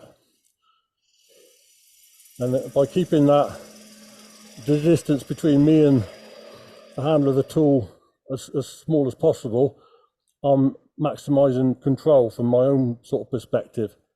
Let me just move my other camera over here. I can show you probably better on this one. That's a bit better. So you can't see the bowl, but you can see me. So where I'm starting is with the handle down here, almost touching the bed of the lathe. And then as you can see, I'm almost leaning against the bed. This is a short bed lathe, so it's not a long bed anyway. Start off low there, and as that handle comes back towards me, I'll move with it and keep lifting the handle. Where I finish is about there, with the gouge handle at that point virtually horizontal. So what I'm aiming for is to start low and bring the handle up and finish at center. And where I want the handle to finish, the reason it's where it is because at that point, the tip of the tool is touching the center of the bowl. So that's what I'm aiming for, is for each cut to finish on the center of the bowl. So back to the bowl, tool in there, push it inwards, handles reach my side so I move with it. So as with most cuts, it pays to get your feet in the right place. So I've got my feet positioned about shoulder width apart, so that the start of the cut I'm leaning against the lathe, but at the finish of the cut, I'm away from the lathe and the tool is positioned so it's cutting at 90 degrees to the bed. So I cut to the center of the,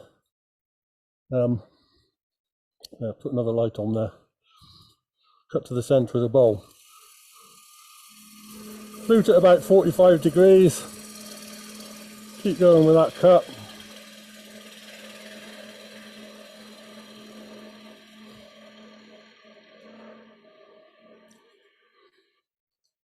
I can probably go a little bit faster here, just give it another 100 RPM or so.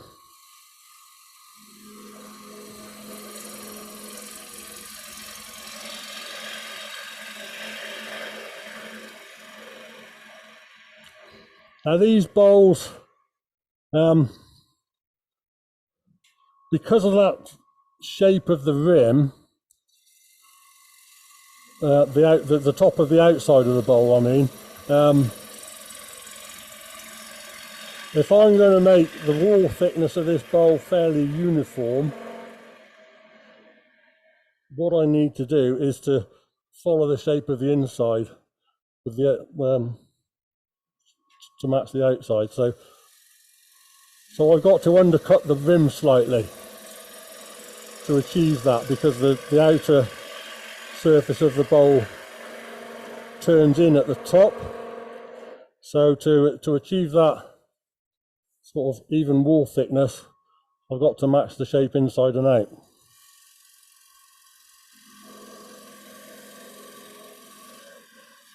Stand back a bit so I don't get in the way of the camera.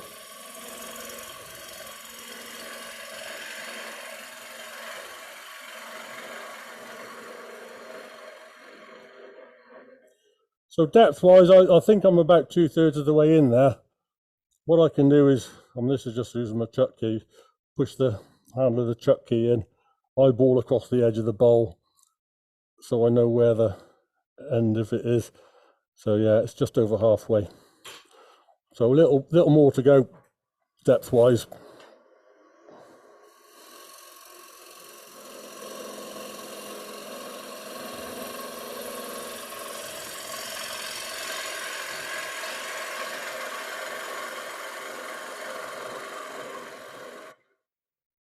So thickness of these bowls, I'm probably at about 1/2 inch there.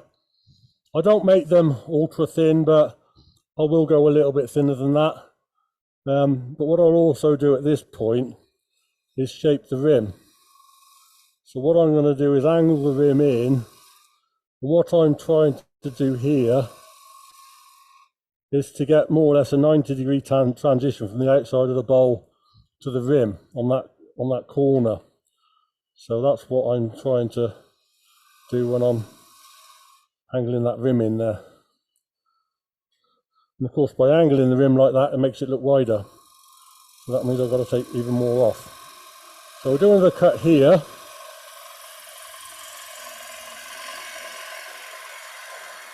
Now at this stage, I'm just going to rearrange things a little. Doing that undercut means, let me go to the overhead camera here. To achieve that undercut, it's all about where you point the bevel. So at the start of the cut initially, my handle was about here. You can see the angle of the tool against the rest there. But as I come nearer the edge, the handle's moving farther away to get that bevel angle farther to the left. So I've got to bring my handle all the way over here to get that undercut. And you can see the angle there against the rest is quite a shallow angle. So what I'm going to do for that top section is to move the rest. And I'm going to turn it this way at 40, well, sort of 45 degrees-ish, maybe a little bit less, and put that into the bowl. So I'm now, when I've got my gauge over here, you can see the angle of the rest against the tool. It's more like 90 degrees, so it's more stable, less chance of the gauge sort of skating sideways across the rim. So it makes it, it's supported better and it's more stable. Now, I'm going to try and do this without getting in front of the side camera, but can't guarantee it. I'll do my best. So I'm doing this sort of at arm's length rather than getting close in, because if I get any closer, you'll see I'll get in front of the camera there. So I'm holding the gauge as far out as I can. So get the tip of the gauge in there. Now, because of that rest position, that's as far as I can go. I'm almost at the end of the rest there, so I can't go all the way around the curve. I'm not even going to attempt it. The rest isn't in the right place to do that. But I can come back round here and achieve that undercut.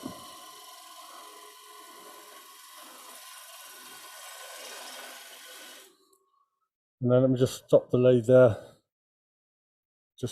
I'm just using my fingers to gauge the thickness of the wall there.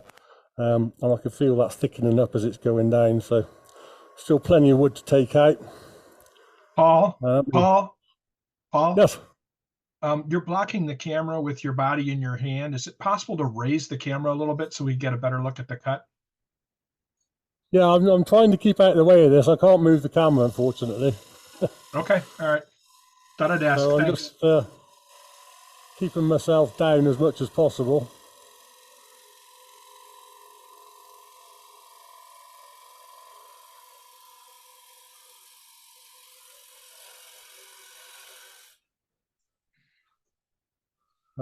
I might be able to extend the boom on the other one slightly, the overhead one. Get that one slightly farther in at the top. Still not ideal. Yeah, that's about as good as I can get with the overhead one, I think. Right, let's see where we are. Yeah, that's still a bit thick at the bottom of that. The top of the rim is now, let's say 3/8 of an inch, so I'm about as thin as I want to go on the rim. Take one more cut at the top.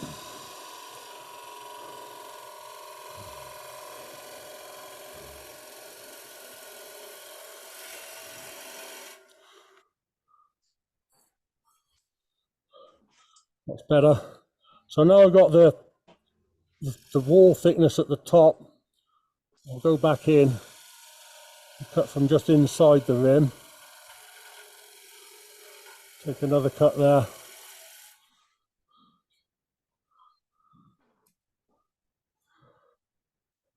That's a little better. So I'll bring my rest around a little bit more now.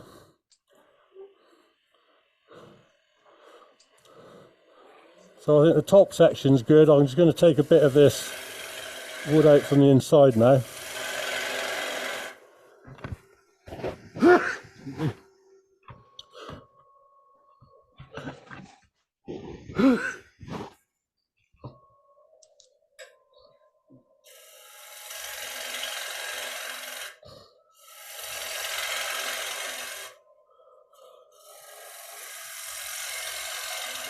So I'll take some of that surplus wood away there and then come back to where I was part way down the curve.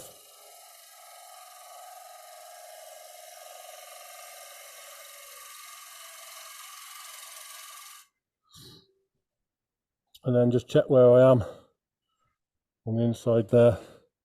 I can go a little bit thinner.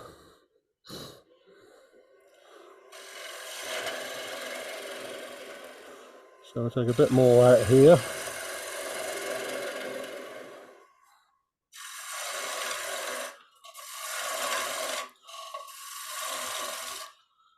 Okay, so back to the rim, not the rim, but back to the wall of the bowl, let's say, and then pick up the cut there.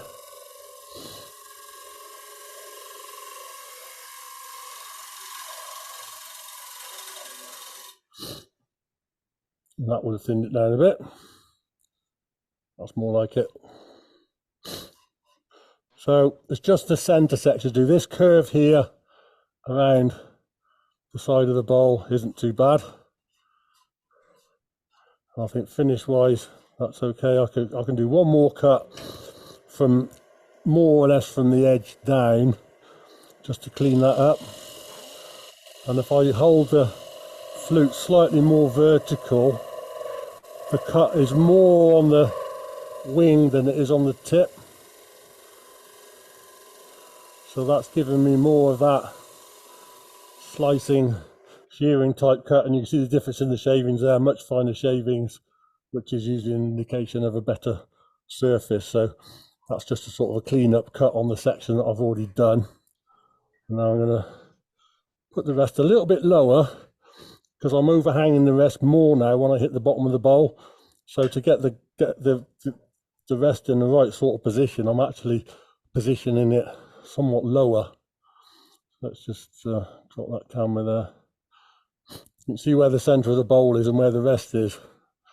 But when I've got the tool on the rest, when I hit the center of the bowl, it is angling downwards, but not by a great deal. So as that distance between the bottom of the bowl and the rest increases, as you go deeper, I think it works to drop the rest as you go.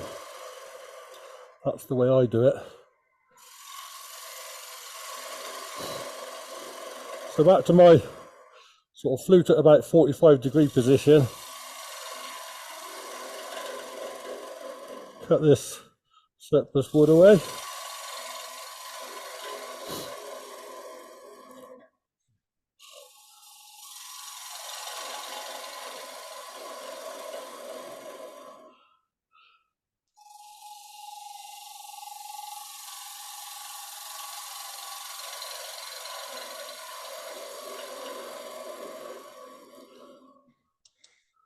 Now when I'm hitting the center of the bowl, what I'm trying to do is position the gouge so the bevel's pointing straight across, so I leave the bottom of the bowl flat. And also with each cut, I'm concentrating on positioning the gouge so I cut all the way to the center. If I don't cut all the way to the center, I'm going to leave a pimple in the middle of the bowl. And also, you can see here, I'm slowing the tool down. As I approach the center, the peripheral speed of the point where I'm cutting reduces, because the diameter where I'm cutting is effectively reducing as I approach the center of the bowl. So as the diameter reduces, the speed of the wood past the tool reduces. So I need to allow the tool more time to cut. So I slow it down as I approach the center. So I'm just running my fingers around that curve to see how it feels, and also checking the thickness. So that's good on the thickness, and shape-wise, we're pretty close there, I think. So maybe one more clean-up cut. So a very light cut.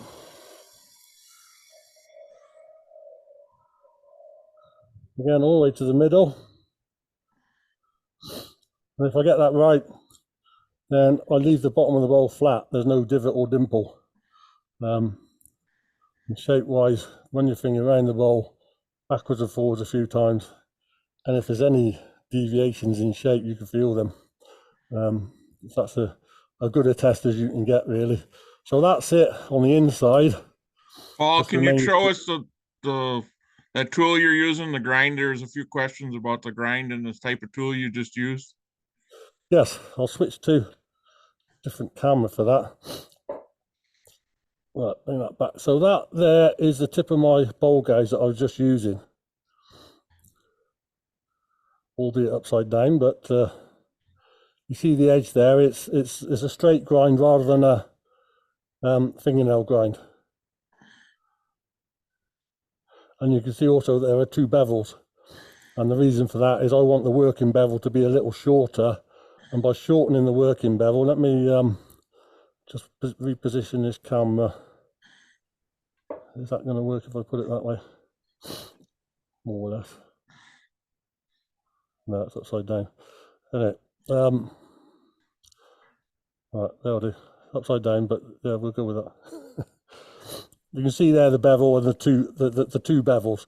The second bevel is just taking that corner off to shorten the working bevel to a half or less of the thickness it was. So, I mean, this is a 1/2 inch gouge, so that top bevel is less than 1/4 inch, I'd say.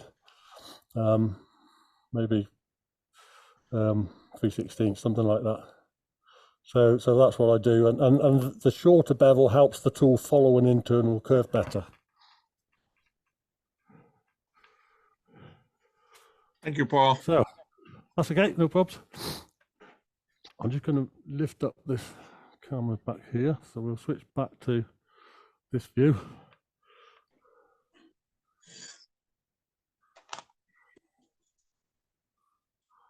If I zoom out a little on that one, we're almost doubling up.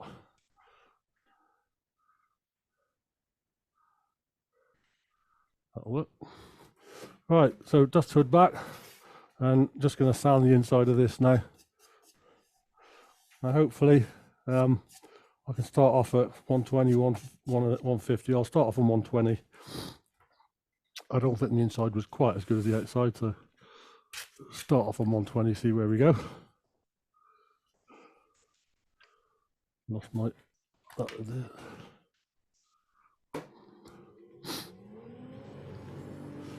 And when you're sanding, it pays to drop the speed down a little.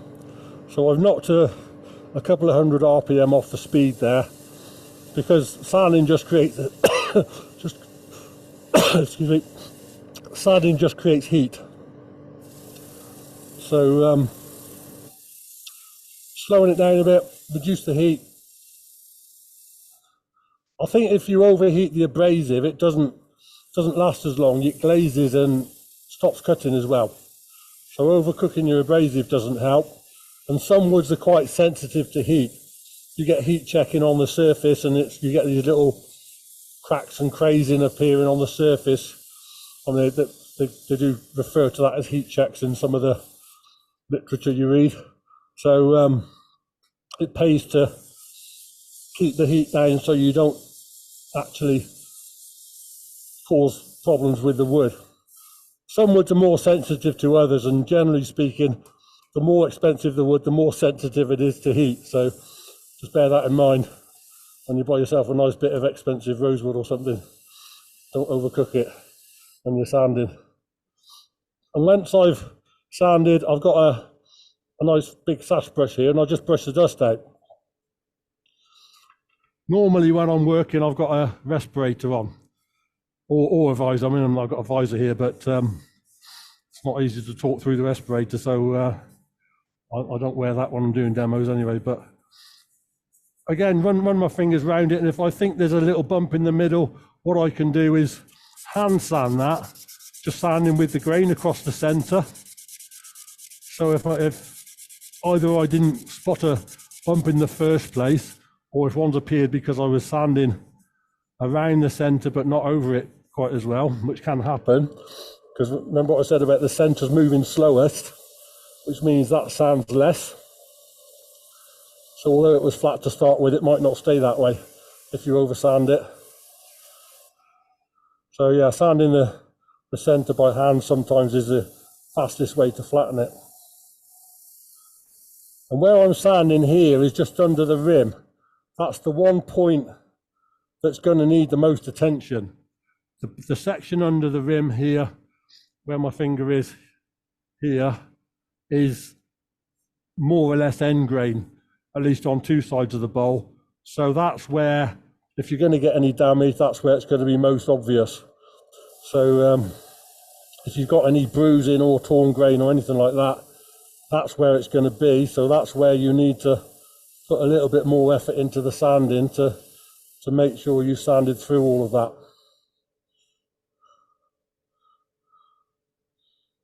That's looking reasonable. So we can drop down to 180 grit.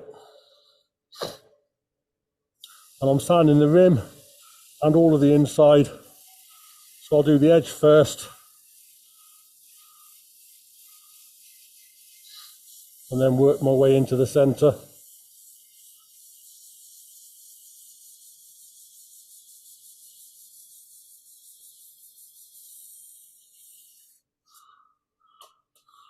Get rid of that dust.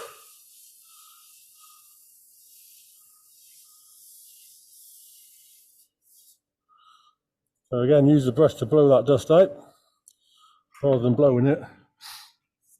The way I look at it is if you're close enough to blow the dust out, you're close enough to blow half of it back in your face, which is never a good idea. So using the brush means that I don't need to get any closer than is absolutely necessary when I'm sanded. It doesn't do you any good. Right, so that's looking better. I think I'll just hit that for one more go just in the middle there.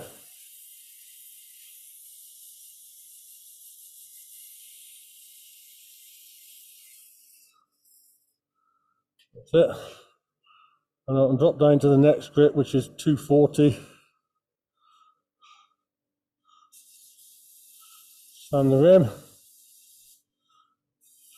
Sand the inside. Now on the inside, I'm just going to do a sand and sealer wax finish. So I do need to sand it to a finer finish than I did on the outside because I'm not hiding the surface.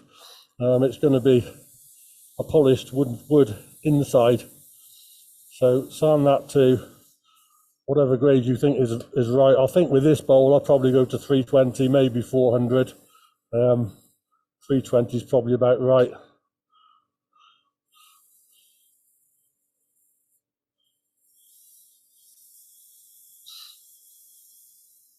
I remember once reading up on the grits, and I did a review for a magazine actually on one particular brand of abrasive, and they were some American made abrasive, and I discovered that the grades that they use in Europe all start with a P, and they're actually slightly coarser than the American equivalent. So what you call 180 grit, we call P180, and the P180 is actually slightly rougher than the 180 that is sold your side of the pond.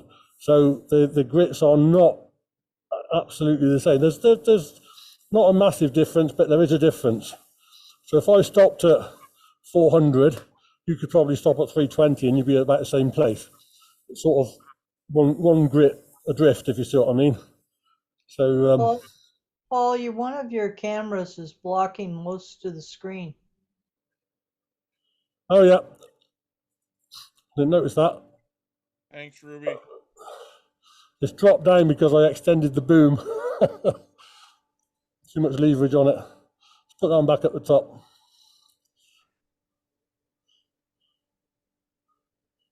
All right, leave that one up there. I'm too busy talking and sanding to notice what was happening with the camera.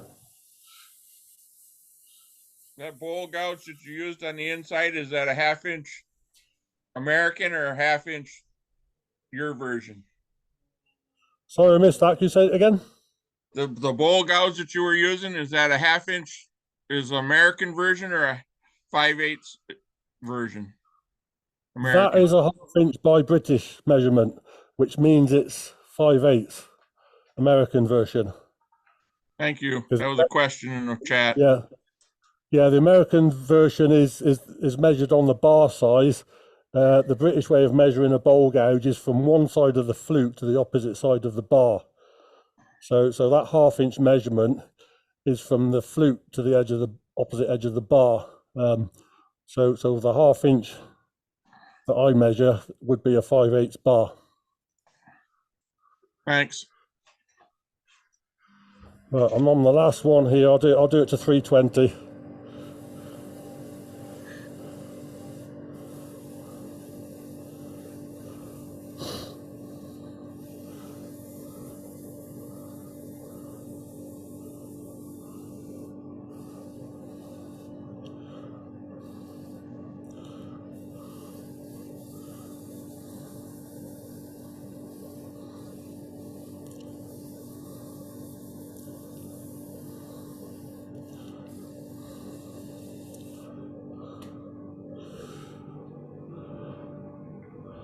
And then just blow the dust out of there, see how it looks.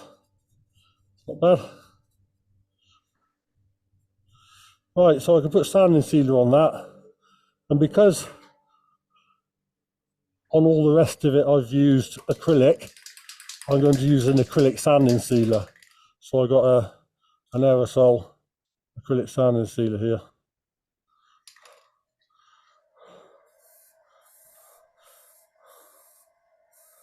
Again, 2 or 3 light coats. Give it 30 seconds between coats to dry. I'm cheating slightly and going slightly quicker than that, but that'll do. And then give that a minute to harden. Doesn't take long.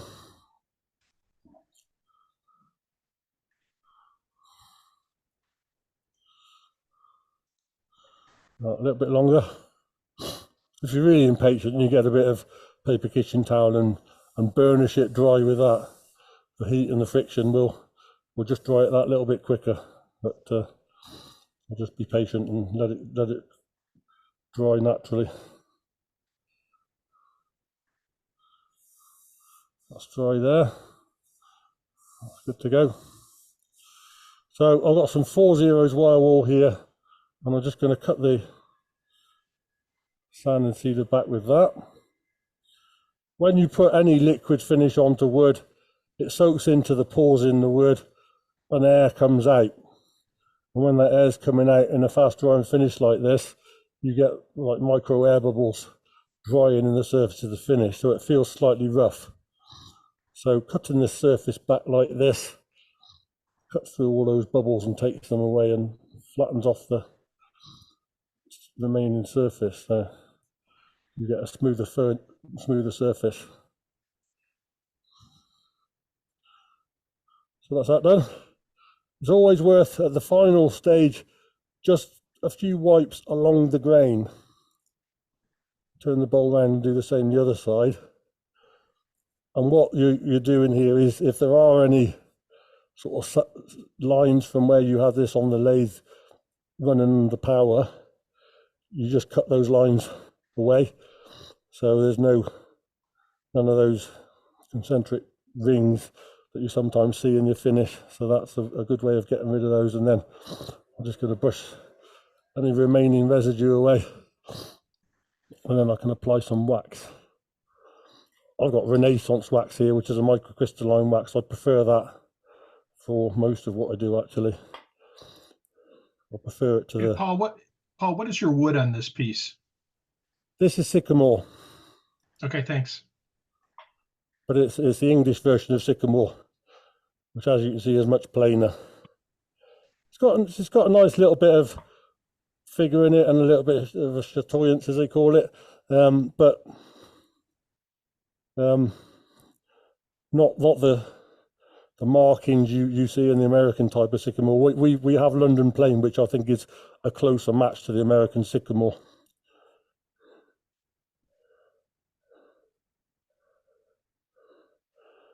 Right, so that's applied a bit of wax, and then just got to buff that.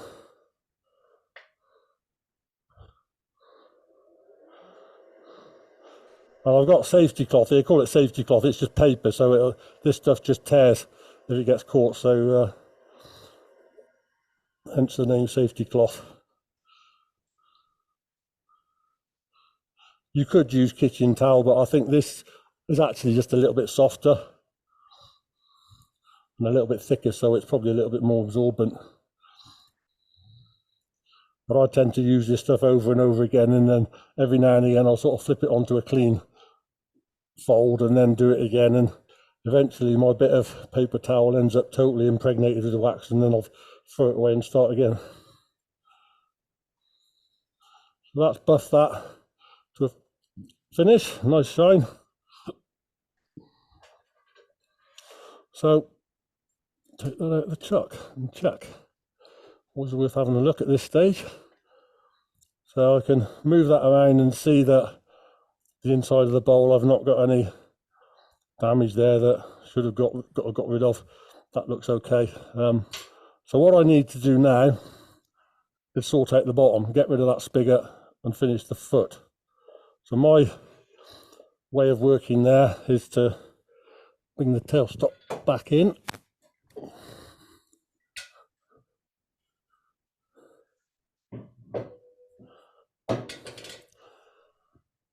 And just put my live center back as well. So what I try and do to finish the bottom of the bowl is to hold it on a mandrel. And by that I mean something that looks like this. Let me just switch to the overhead one. I'll probably give you a better view there. So piece of wood there, and it's domed a little, so it's shaped a little to fit the surface of the bowl there. So that one's not bad size-wise and shape-wise. So I'll use this one. I've got a few of these with different curves. And all that this started life as, it was the bottom of something else I parted off, so I left the, obviously it's got a chuck spigot on it already. So that means I can put that into the chuck and use that to drive my bowl. And then because I've just polished the inside of this bowl and don't want to damage it, I need to protect it. So I've got a piece of non-slip router mat here, which is, as you can see, just a rubber mesh and a piece of kitchen towel here. So I'll put the kitchen towel against the router mat.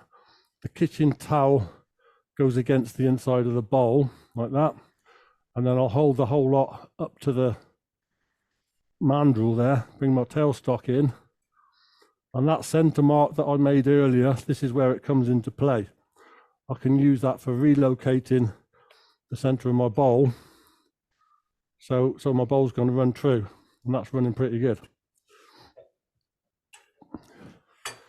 So I can bring my tool rest in now and have that just below the tail center there, so I'm not touching the tail center or damaging it, but I've got the rest close enough in.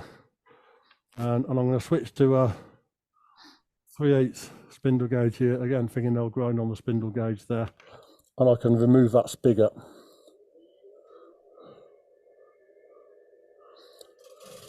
So again, initially just cut away the bulk with that sort of pull cut to the left, cutting towards the headstock.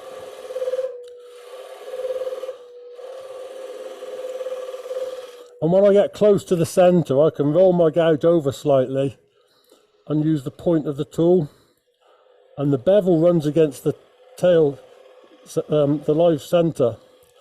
So because the bevel's running against the center there, it's not going to cause any damage to either the center or the tool. So it's quite safe to do. And I'm using a ring center here, so I'm leaving about a 1/2 inch stub in the center, which I can't take off here, but I'll deal with that in a minute. I'll just zoom in just a little more, just to adjust that camera position there. So I can cut from the edge to center now. So I haven't taken the bulk of that spigot away. I'm just forming the foot now. So see, as I'm doing that, I'm gradually removing the paint and getting that clean cut on the bottom of the colour as well. So this is where I'm getting that 90-degree cut that I was talking about earlier.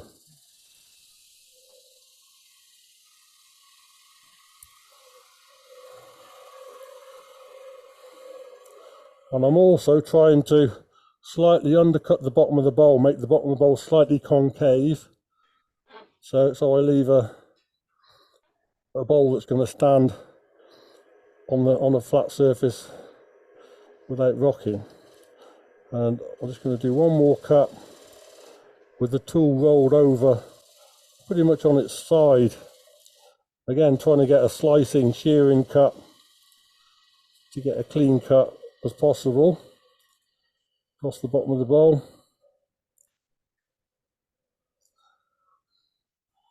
That's about it.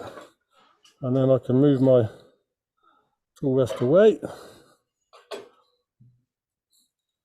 bring the dust hood back in, and then sand the bottom.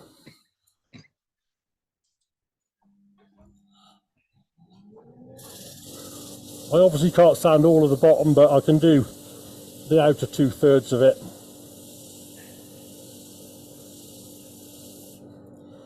Just have a look at that.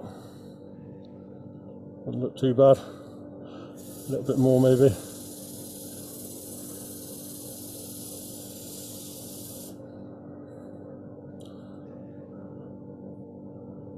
Yeah, that'll work. And then I'll sand 180 as well.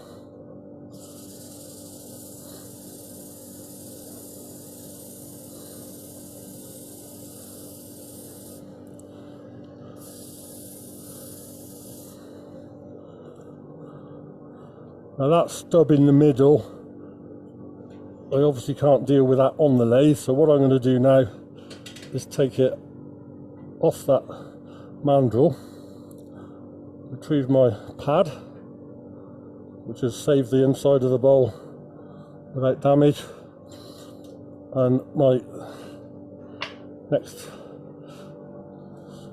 way of attacking the bottom bit I've got here. Again, this was another piece of wood that was the bottom of something else I parted off. I've drilled a hole through it and put a Velcro sanding arbor in there. So I'll put that in the chuck. Got my Velcro arbor mounted now. And then if I put a piece of 80 grit on the arbor there and turn the speed of the lathe up as well. So I'm just going to sand the base here. So I'll just angle that back slightly so I can see what I'm doing. Sand at the bottom of the pad, because obviously if I'm sanding at the edge of that pad, it's moving fastest at the edge. So it sands quicker if I sand at the edge. Don't need to use a lot of force here. That'll cut through it pretty quick at 80 grit.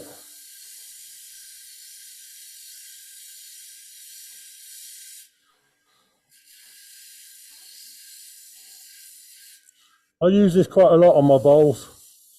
I do have a vacuum truck, so when I need to, I can use a vacuum truck, but for the odd one, I'll do it this way because it's quicker. So that's got rid of the bulk of that stub at the 80 grit stage. So now I'll just drop down to 120 and refine it.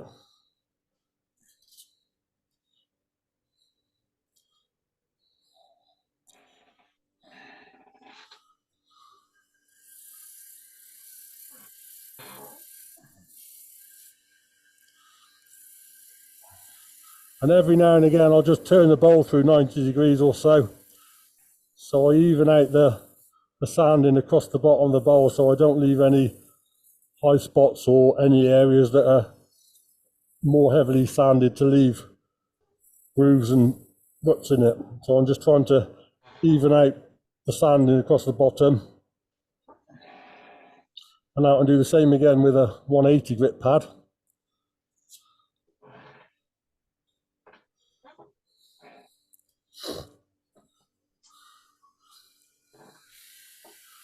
Same with any sanding process, go down through the grits, blend it in with each successive grit.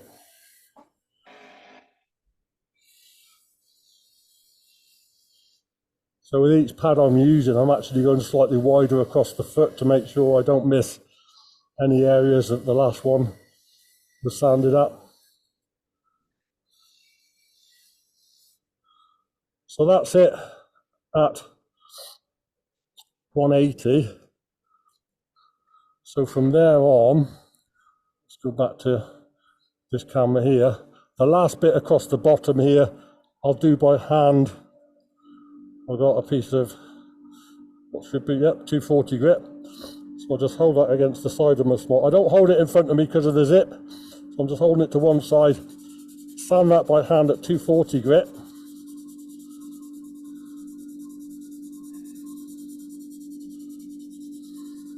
And I'm sanding with the grain, so it makes it less obvious that it's, if there's any sanding marks, you won't notice them if they're with the grain. So push that away, and then a little bit of wax on the bottom there. There's enough wax left on my pad from when I waxed the inside of the bowl there. Put some wax on there. turn my extractor off and then buff the bottom part of the bowl.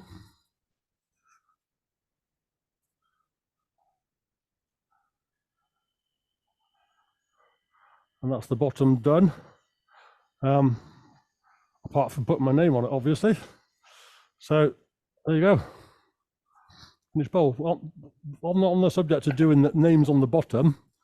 Let me show you what I'm doing on my more recent ones. I've started doing this now. I'm doing that with a laser engraver. So doing that rather than me trying to sign it by hand, it's a bit neater. My handwriting is not the best, so I do it that way. So that's the bottom finish. You can see the sort of the picked up the texture with the little bit of sanding I did just to take some of the color off the peaks.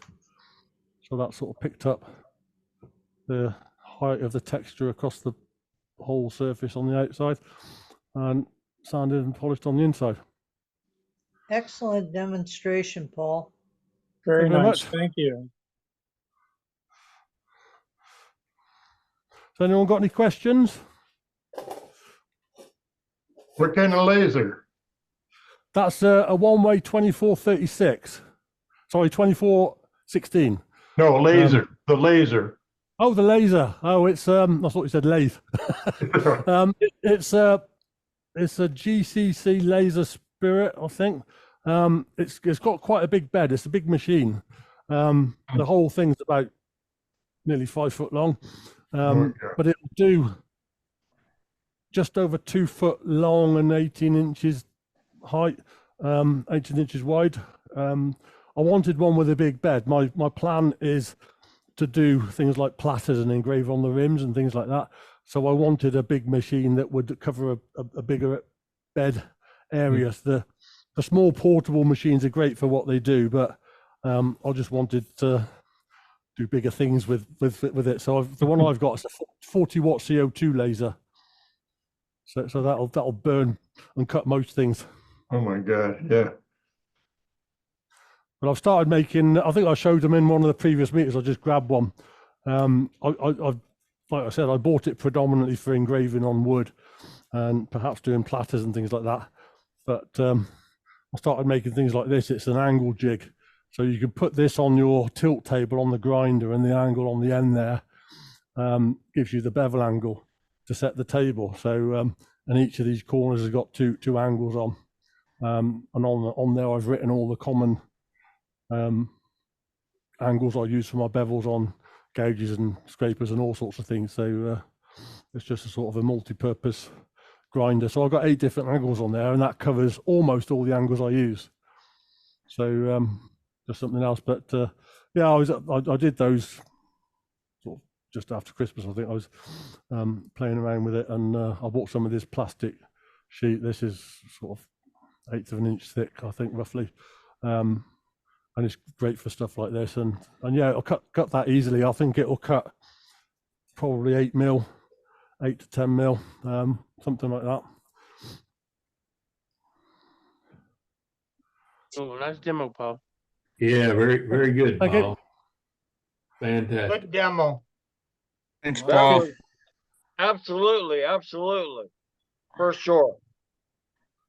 Lots of If tips, any- lots of information here. If anyone thinks of any questions down the line, you know where I am. Just drop me a line, either Facebook or email, whichever. I'm happy to answer questions if you think of any afterwards that you didn't think of today. So just drop me a line. Yeah, this other one that I coloured earlier, that's pretty dry now. I could actually put that back on the lathe and turn it. That's dry enough to finish.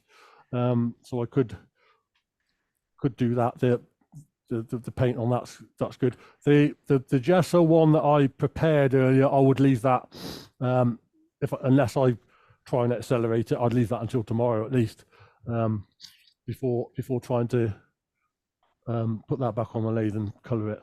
But like I said, if you're really in a hurry, get a hot air blower and you can dry it pretty quick.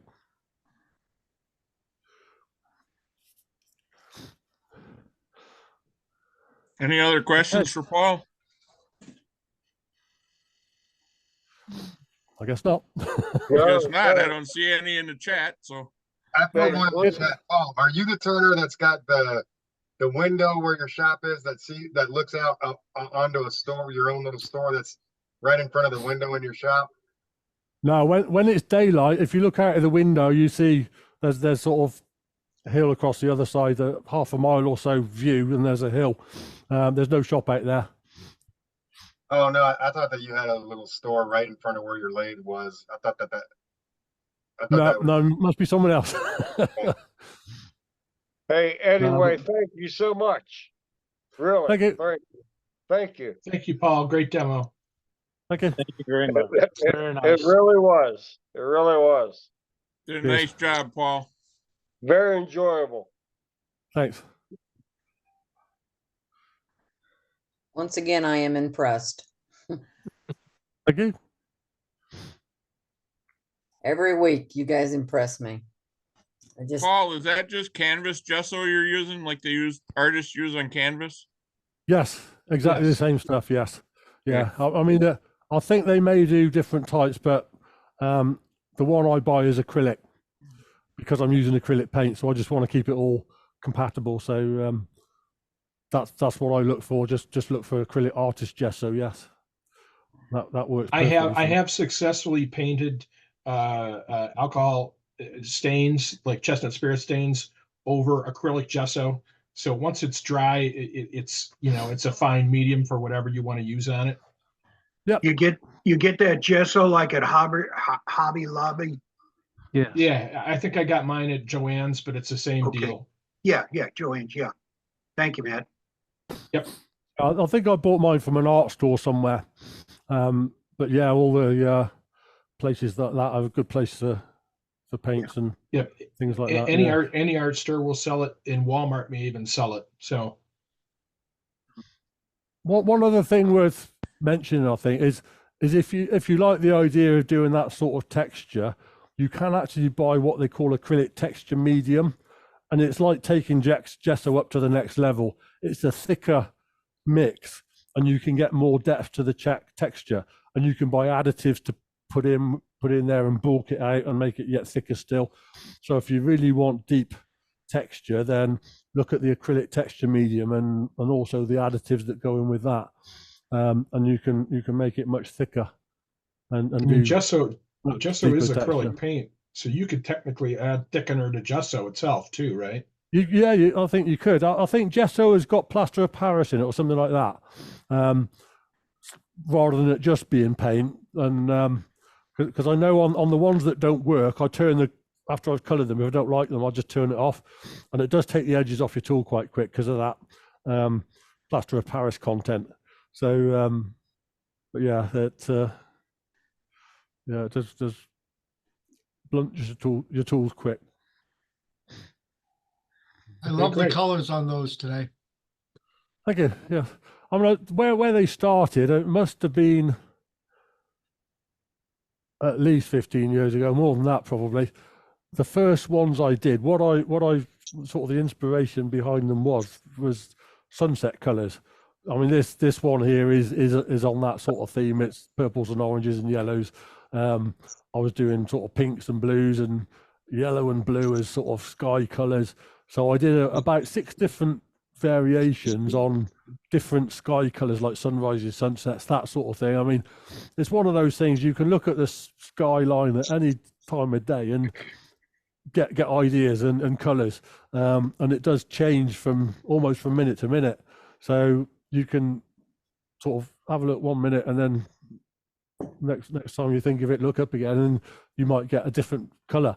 I mean, I remember once I was driving to a demo, and I was going to do this exact demo at a club, and as I was driving towards this demo, sort of late afternoon, early evening, I looked in the rearview mirror at what the sun was doing behind me. It sort of just started to set in the distance, and I thought, yeah, there's some nice colors. I'll use those tonight. So yeah, you can just pull the colors out of the sky, and then as long as you've got the paints to go with it, then you can follow it.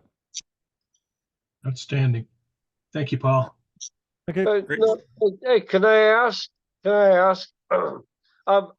really like, I've never done any painting on wood.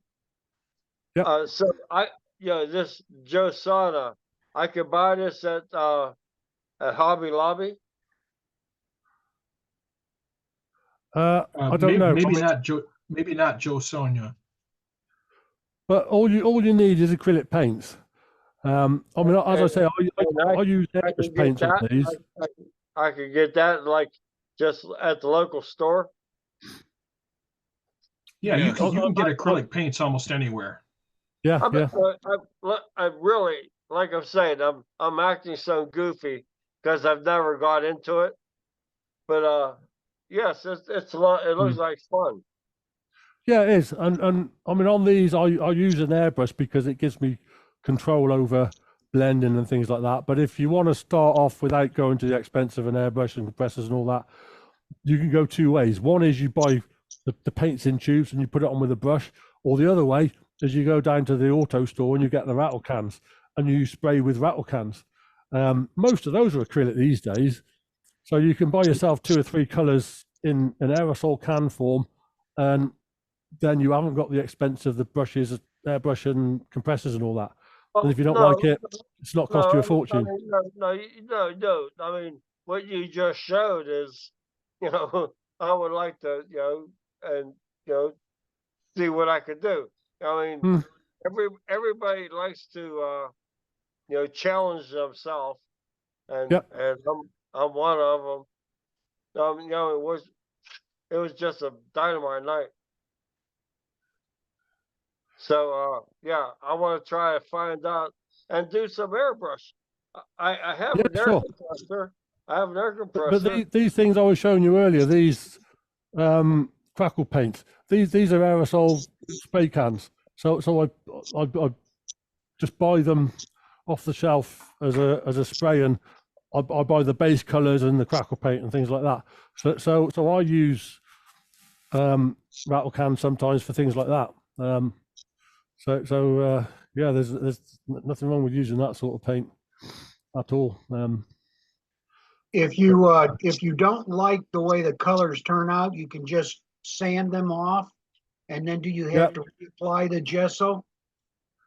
You can either just color over the top of what you've already done to obliterate the colors that are beneath, okay, or take the whole lot off. Either sand it off or get your gouge on there and cut it again and then resand it. So taking it back to bare wood by cutting it away.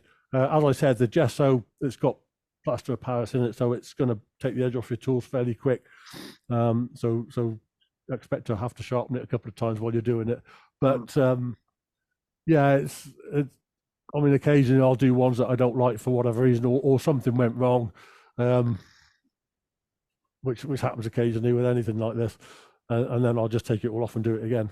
But if it's just a case that the color is wrong, I might just spray over the top and do it again. But yeah, I mean, you can either do that or take the whole thing off. And another technique I played around with at one point was putting on the gesso, and I wasn't looking for texture, but I was just using the gesso as a base. And I put on several coats of gesso and sanded it absolutely flat, and then put colors on it. And then I was using little burrs on a Dremel, like a engraving bits almost, and cutting through the color into the gesso, what they call sgraffito. You're taking the colors off and exposing the white behind. That's an interesting one to play with as well. So you use the gesso just to give you a white base, and you can put a few coats on to give you a bit of thickness, so you don't go through the gesso into the wood. You just want to go through the color into the gesso. We have several videos that we've done on our YouTube channel on airbrushing and gesso application. Paul has done, about 3 years ago, has done a video for us on our YouTube channel on airbrush basics, and that's a really great place to start. I've done a demo where I was airbrushing gesso also, and so I think Doug Miller's done an airbrush demo also. So there's several other videos, especially Paul's airbrush primer or airbrush basics or whatever is a really good video on our YouTube channel on wood turning on YouTube. So those are great things to review and to start. Yeah, there's a great library out there, isn't there, with all sorts. Yeah, there is. Looking at what else is out there? Yeah. And you can find those all on our webpage too, On our- under Yep. presenters. If you look under presenters, you can Yeah, find yeah. all the demos done by the different presenters. Dave's got them all listed individually, which takes you right to the YouTube channel. It's another Yep. way Yep. to find it if you know who did the demo.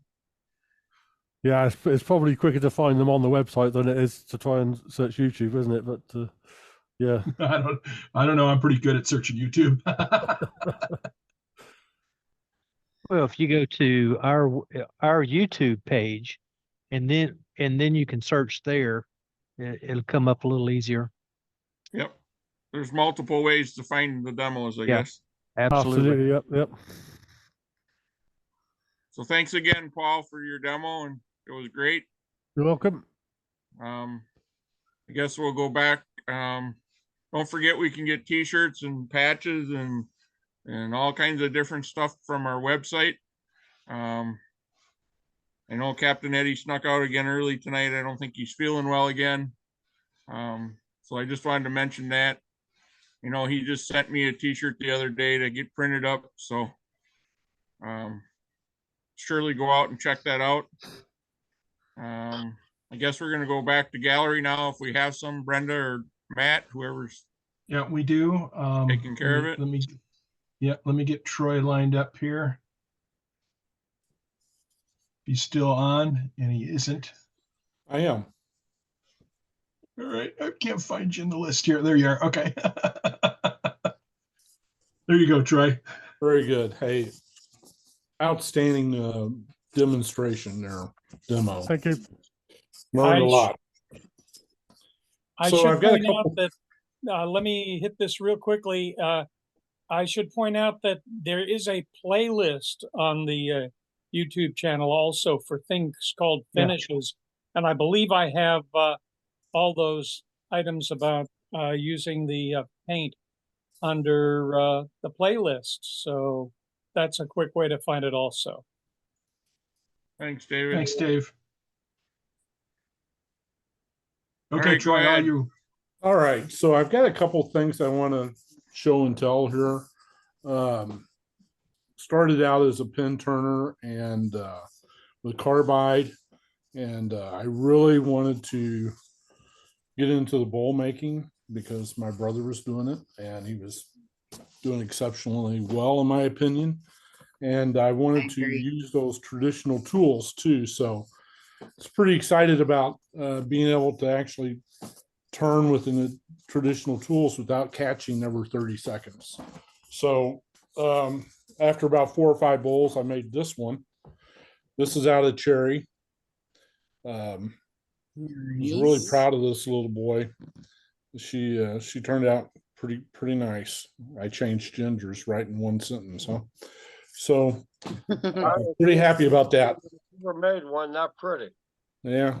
That looks really good, Troy. That looks nice. Thank you. I So the don't- second thing I I've never got made one pretty. is a pepper grinder, and I made this is out of bacote wood, which is from South Mexico, Central America region. It's a very hard, very dense wood. It's pretty heavy, substantial. But I'm very, very happy with how this turned out. The inspiration for this particular piece was off of a picture I found out on Google, and turned out pretty nice. I was pretty happy with this. So That's nice. It's really nice. That's beautiful. Great job. that's it. Very good. All right. Thanks, What Troy. finish did you put on it? Joining the group and sharing. So this one is it's the Hampshire lacquer, spray lacquer. And then the bowl was walnut oil. Yep. Okay. So Very nice. Yep. Very nice. thank you very much. So, hey, Martin, if you turn your video on, I can spotlight you for the next one. If he hasn't fallen asleep. Yeah, he may have. Normally he just I'm up. sort of went over. He's here. Oh, I'm trying. I had- The list changes. I don't know. I'm trying to. There you are. Okay. Have you found me, Matt? Yep, I do. I had literally just said, I think I am falling asleep. And I certainly wouldn't fall asleep during Paul's demo, but Paul will also understand because I've seen him many times fall asleep during this meeting. It is very late. Not easy when it's 2 a.m., is it? It's not easy when it's 2 a.m. and it's now 2:30. We were just talking. Oh, let me get up. Your video's going in and out. Your video went away. Yep. Can you hear me now?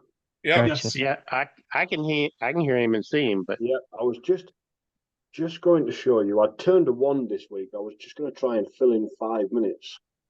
If I can turn my camera around, turn around. Yeah, there we are. So this is on a stand, but the hardest part of doing this, it's about 16 inches from here down to here, and this is ebony. And the ebony, when you're turning ebony, it's very, very brittle. The little bit on the end is boxwood, and it just covers the point. And the handle is also boxwood. Very nice, Martin. And I just made a stand out of, well, as you can see there, a couple of pieces. I didn't use a couple of pieces. I just turned it in one, drilled a hole through the middle, turned it in one, and then cut it into half for it to sit on. So it just sits on this oak plinth. And then going on to handles, talking about handles earlier on. I've just turned a few handles on my Allen keys. Nice. Well done. Very cool. Those are very cool, Martin. What'd you use for the ferrules on those? Is that just copper pipe or is it something else? Well, they are the little ferrules that are on there are snooker cue ferrules. Oh my God.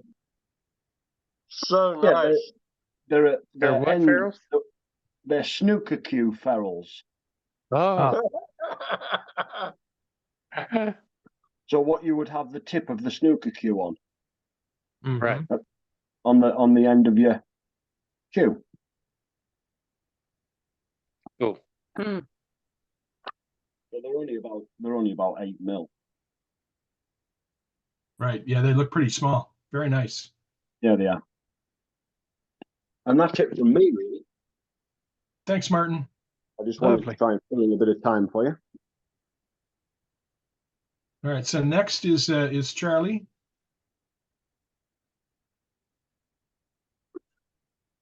Hello, everybody. Hey, Charlie. I'm still cleaning up the floor of the shop, and I've been making more little storage tubes. Mm-hmm. I ain't gonna open all of them, but they all fit nice and tight. Your light is so bright we can't see the wood. Pardon? Your light is so bright it's glaring off the wood. We can't see what the wood looks like. Yeah, I moved back. Is that any better? Maybe a little. Slightly. Can you turn Very the nice, light Charlie. maybe down? Hey, I'm Redirect gonna switch lights.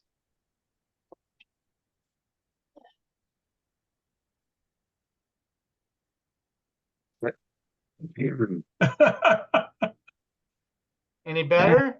Yeah, that's better, Charlie. Thank you. Yes. Yeah. Much better, Charlie. The red one is diamond willow, and the other one is box elder. Beautiful. This is red oak. Ooh. Oh, that's cool. Very nice. But Real got a tight tight fit.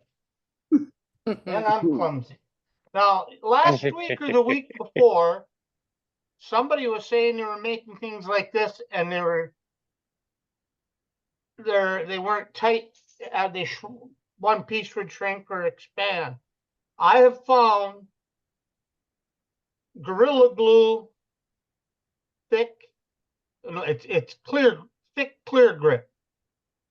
Put a bead around it, put it together, twist it back and forth, take it apart and let it dry, and you got a tight fit. Nice tip. And this was It probably acts as a little rubber or something, a little Yep, seal or something. it makes a gasket. That's a great idea. Wow. Okay. That is a great idea. This was my most frustrating bolt so Oh my far God. this year. No more French fit. Looks like it broke in half on you, didn't it? Well, first, it was kind of rough on the inside towards the bottom, and I had to make one more pass. And I blew the bottom out.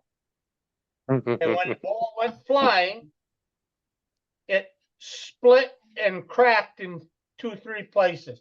Didn't come completely apart. So I didn't lose no pieces. Nice save. That is Got a red beautiful save. finish. With about 6 coats of tongue oil. Nice. And it's a crotch piece. Nice. That's Very all I pretty. have.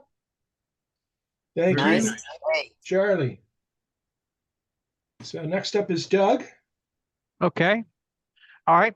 I'm just trying to read some of the chat. I've got it in the top left corner. Anyway, excuse me. Yesterday for a demo, I went to return a piece. It's a piece that I cored out maybe 2 years ago. It's a cherry tree that was standing dead, was taken down before it did any damage or caused any harm, laid on the ground for 2 or 3 years before I got a piece of it, and it was soaking wet with free water. Not so much sap, but just free water. I got the log home, cut it in half, cored both of those halves, so I had 4 bowls out of one log, and this is just one of the two large ones. I showed you the first one a couple years ago. I turned it pretty quickly, but this is one I did yesterday. Still cherry, the same cherry. It's got you see a big bark inclusion there, and that is just pure bark. Goes all the way through. There is a branch right below it. Lots of color on the back side. 12 by 5, maybe? No, 4, 12 by 4. And sanded to 320 inside and out, and then abrasive paste and wax. I was going to lacquer this. Some of you that were watching yesterday, I said I was going to lacquer it. I changed my mind and sanded all that back to raw wood and just went with the abrasive paste and wax. I just love the feel of the wax wood. So that's what I've done. I've done a couple other things, but they're not completed yet. So some of you like to see the bottom. I know there's my bottom. Nice piece, Doug. Looks great. Thank you. Thank you. And that's not a hole. That's another inclusion right there. So this had all kind of funny stuff. Some bad wood that gave some tear out and things like that. Right there's a place where we're starting to rot even. But anyway, that's just a nice bowl. Just a nice bowl. Very nice. That's it for me tonight. Thanks, Doug. That's a beautiful ball. Thank you, sir. That's all we have for show and tell or for gallery, unless somebody else has something that they haven't put in the chat. The floor is open. I could go ahead and show one more, Matt, if you want me to. Go right ahead. Okay. Oh, yeah. Okay. Oh, there's Joaquin. He's probably got something too. Oak bowl. I've turned 2 of these. This one is not hollowed yet. It's still, but I'm working with a new part of the formula for, well, I'll just go ahead and say it's with, I'm working with Axe. I've been working with him for a while. Use their abrasive paste and wax, but he's come out with another paste. It's a tung oil paste that I'm working with, and it should be on his website now, so it's available. But anyway, the outside, I've done both of these. One I did the abrasive paste first. One I did the tung oil paste first. And so that's the whole experiment. See what it is, which way is better, which way looks better. And as of right now, looking at them close, as close as I am to them, I don't see much difference. They're about the same. So, it's going to be one of those deals where you find the way you like to do it best and go with it. But there again, just a little 4-inch. What did I didn't even measure these yet. I think they're 4x4 thereabouts. No, 5x3 is what that is. Oak. This was some dunnage that I picked up a few years ago, and oak is oak. It comes out really nice if you can get past some of that early stuff when you start turning it. You can. It wasn't this bowl. It was another bowl that I did. I got a nice cut on my hand. It's still healing up, but this oak it's tough, it's dusty, it's dirty, but as you can see, the finished product, there's no finish on that inside yet. It's been sanded to 320, but there's no finish on that. It'll finish up looking just like that. So there you go. That Thanks, is all Doug. I've got this week. Thanks, Doug. Very buddy. nice, Doug. So next guess- up is Todd. Hello. And that was my brother earlier, Troy. So I got a new scraper. I set it up on the Tormac to where it was at the right angles and everything, and then I traced out a jig and transferred it to the computer and cut it out with the laser engraver so I can do a quick set on that. I didn't have anything else that was the right angle, so I did that. And then years ago, I made a pin for my mother. I wanted to show the pin for my mom. So this was using one of those Callenshaw or whatever laser laser cut kits. Right here, my mother has an extensive owl collection, and so I made this for my mother, our mother, and she needed a pin stand for that. And over the years with her owl collection and everything, she adopted the phrase "I'll always love you." And so the little pin stand I made for her, I cut with the scroll saw years ago for the pin to sit on there. Very nice. Like so on that. That's cool. For her, I think this was mahogany. I know I didn't turn it, but there it is, and I'm showing it. Our mother passed away 12 days ago on Friday, Good Friday. Wow. Hear that? I'm sorry to hear that, Todd. Yeah, All right, thank you. boys. And many of you had commented on Facebook, and I truly appreciate it. Although Facebook took down my post where I posted her obituary saying that it violated community rules, and it appeared that I was trying to fish for likes and shares or something. I saw that. That's absurd. It's ridiculous. And they took down my brothers, they took down my sisters, and a cousin of mine, David, had shared the link. They took them all down. I'm just like beside myself on it. And so I've started to design a Christmas ornament for her that my brother's not supposed to see yet. But so I'm cutting out an owl Close your eyes, Troy. let's see, cutting out an owl that'll be on a disc, and I'll end up doing like a light blue to a dark blue sky behind the owl, and then on the back of it we'll have her information, and I'll Very always nice. love you. That's Wonderful. So, Hey Todd, would Yes, you sir. mind sharing, if you don't mind, the other piece that you made yesterday? with the Oh. silver? So my mother lived here in Dallas where we are, but we buried her up in Missouri. And on the trip back from Missouri, I stopped at a Buc-ee's and I had purchased $48.02 worth of stuff. And when I was checking out, the woman working the cash register was talking with me and the family a little bit. And she's like, looks like you guys are out on a long trip. And I told her, well, my mother passed away and we're returning to Dallas.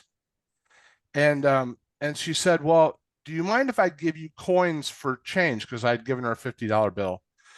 And she said, somebody gave me a coin, paid with a coin right before you. And it was sort of special. And if you accept some coins, I'll give you that coin. I'll give you that coin as part of your change.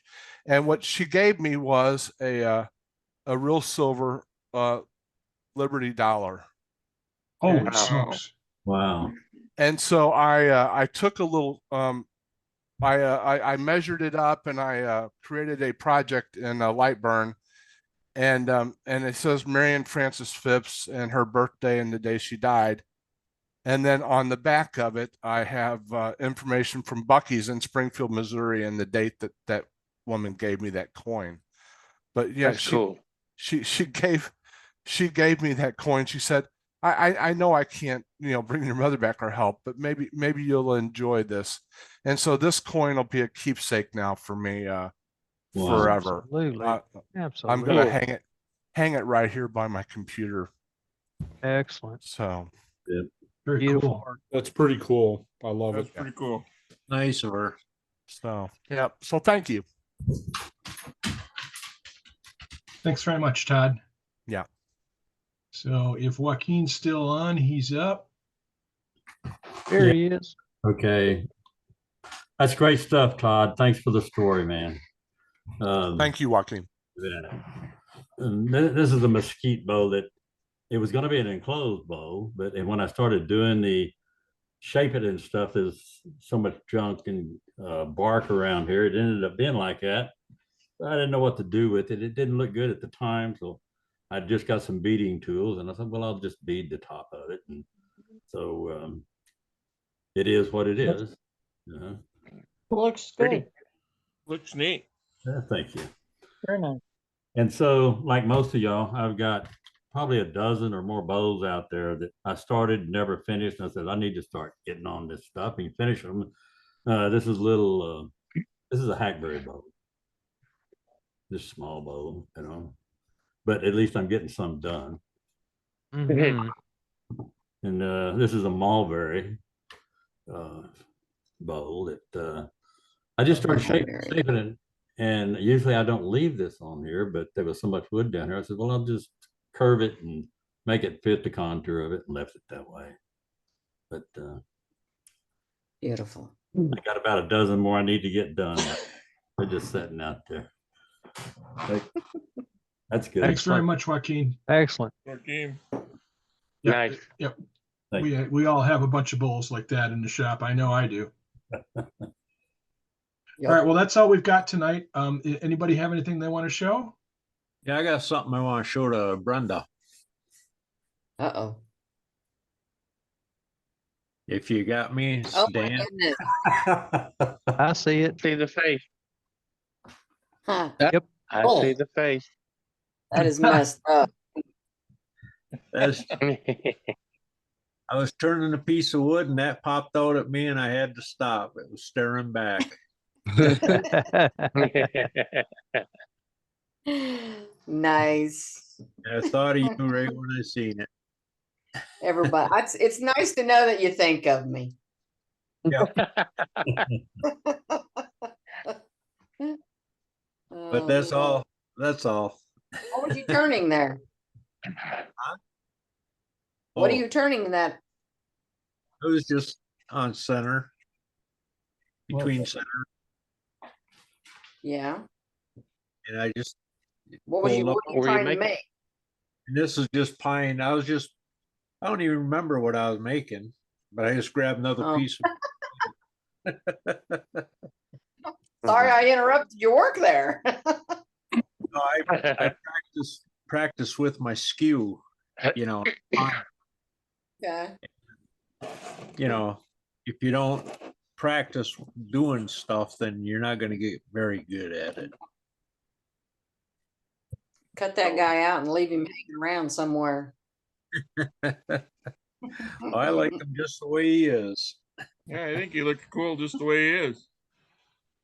Well, I'm thinking not waste the whole wood, just cut off, above him and below him. Looks like Oh, a there- shrunken head. The rest of that piece. There ain't that much there, and I like this outline around them. Gives them like Yeah. a beard or something. Yep. Absolutely. Yeah. That's cool. Maybe a flame coming off his head. He's Yep. mad. He's burning mad.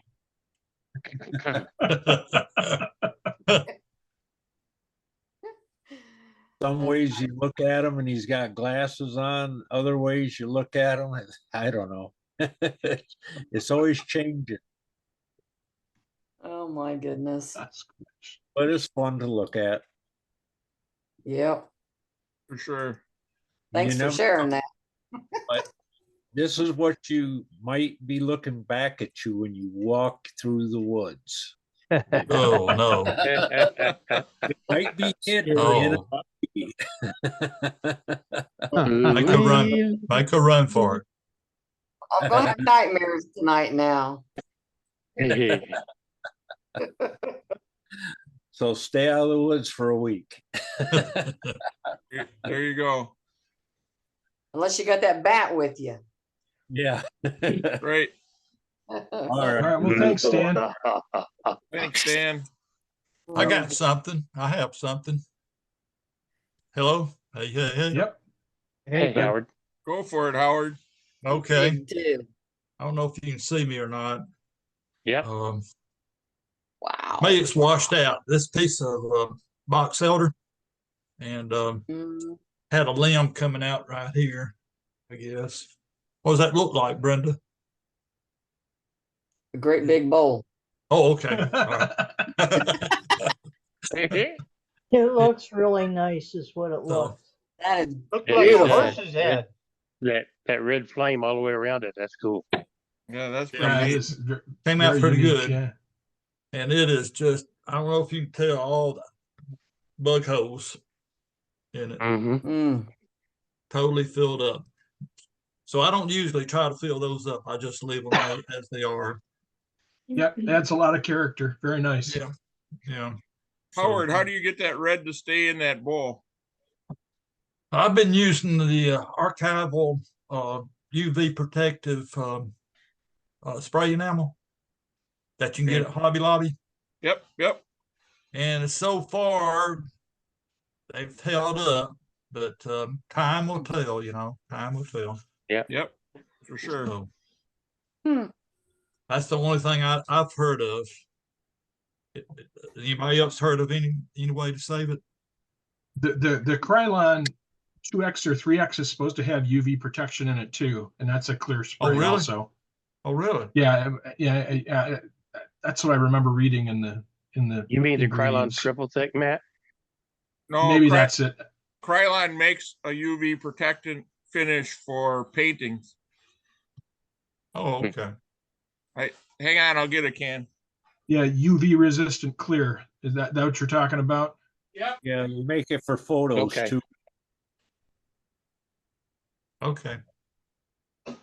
Well, that's all. I had some I'd spray over my canvases.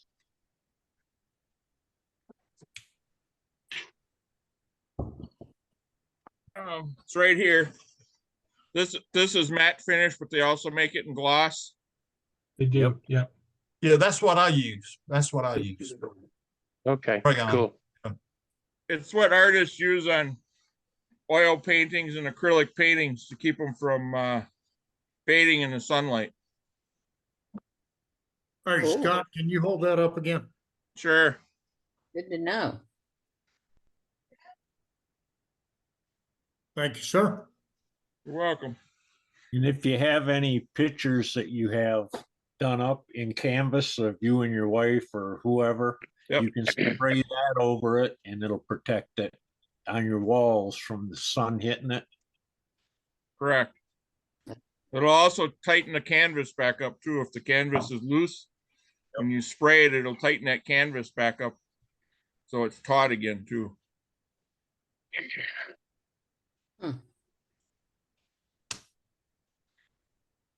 Well, Scott, it's all you now. Yeah. Can I get you or Matt to kind of run things for 20 minutes? I gotta go play vet for a little bit. Now you gotta Sure. go. Go ahead, Matt. Yeah, we were running it just fine. Go, Matt. I tell you what, I'll trade you places because I gotta go stick an IV in a cat. So No problem. so it'll take me about 15 minutes to get it drained into them, and then I'll be back. If you guys can hold down the fort for me. Yep. Thanks. Yep. All right, so we're out of folks on the gallery list. So if anybody else has anything else they'd like to show us or anything they've been working on, we'd be delighted to see it. What about Dave Edwards? Has he got anything or anything new on the website? Dave Rhodes. Yeah, Dave Rhodes. Yeah. I don't know. I guess we could look at the website for a moment. Give me a moment to find it. I should point out, let's see, can I share screen here? I'll give that a shot. Not without my permission. Okay. You give me permission. We'll try to share a screen. There we go. It's got me going tonight now. We were talking about, uh-oh, I just lost everything here. Maybe. Here we go. I was commenting about the fact that we have different types of playlists, and we do have playlists available, for example, under finish. And I tried to put together everything that seemed to be related, whether it was finish or something about painting or coloring. So if you're looking for something of that form, go on in. You can also find it on the website in a slightly different format. Let's see if I can find a copy of the website now. It's on one of your tabs on that screen. If you go to the second tab. Second tab. Oh, okay. I can't get to that tab, unfortunately. I'm having well, I can see it on the browser. I've got this silly bar above it that says share screen, and it's covering up the tab. All right. Let's see what we can do about getting rid of this. And son of a gun. Okay, we're going to do this. All right. There we go. Okay. I hope you can see it. So you can see also over here. You can find it in a slightly different format. And that format allows you to click here and get a list. Whoops. And get a list of the same items. So if you're ever looking for something, again, we've got it by person over on this section and over here, we've got under videos, all the demos and all the tools that people have tried to make, tips and hints, finishes and recoveries. And I just lost that screen. And I haven't been keeping up on the gallery. I'm going to have to improve the gallery, get it back in place. Also, we have articles, how-to articles, which include quite a bit. And over on the right margin, you can get to all the articles.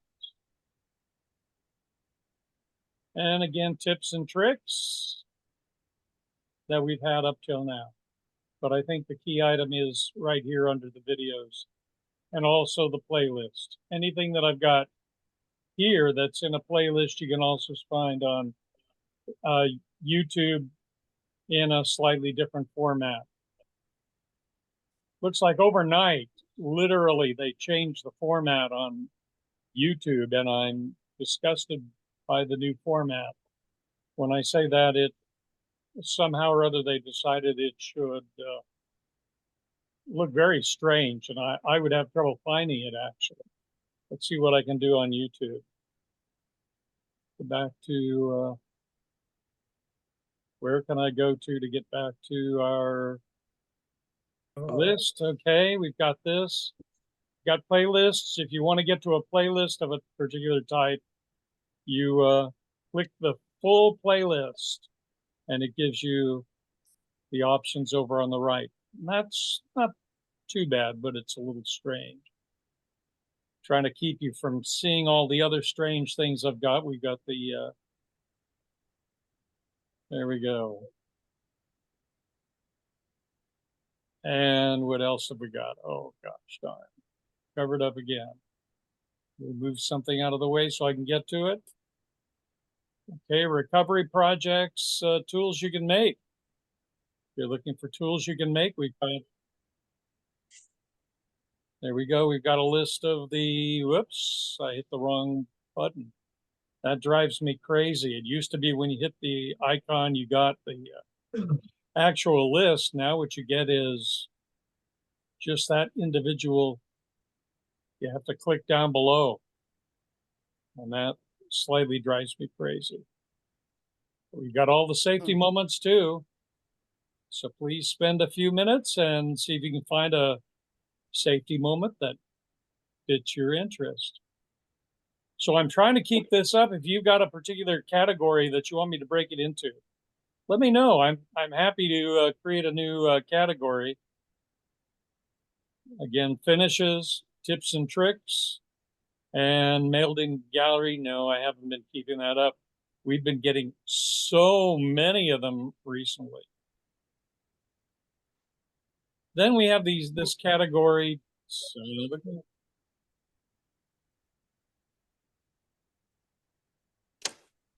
of a gun, where are we? There we are. Discussions, full list. We've had some random discussions on various things, and I've tried to separate those two. So remember that you've got those. You won't see all the other strange items you're seeing because you're actually seeing my list of strange items sitting around in this area.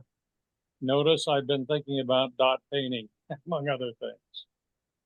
And and you've got my antique music. I'm sorry. Projects, Flat Earth, crazy. Oh, I don't want to go into that. So we're going to get off this page because I don't want you to see my strange private garbage here. And just say, be aware, you can see full lists.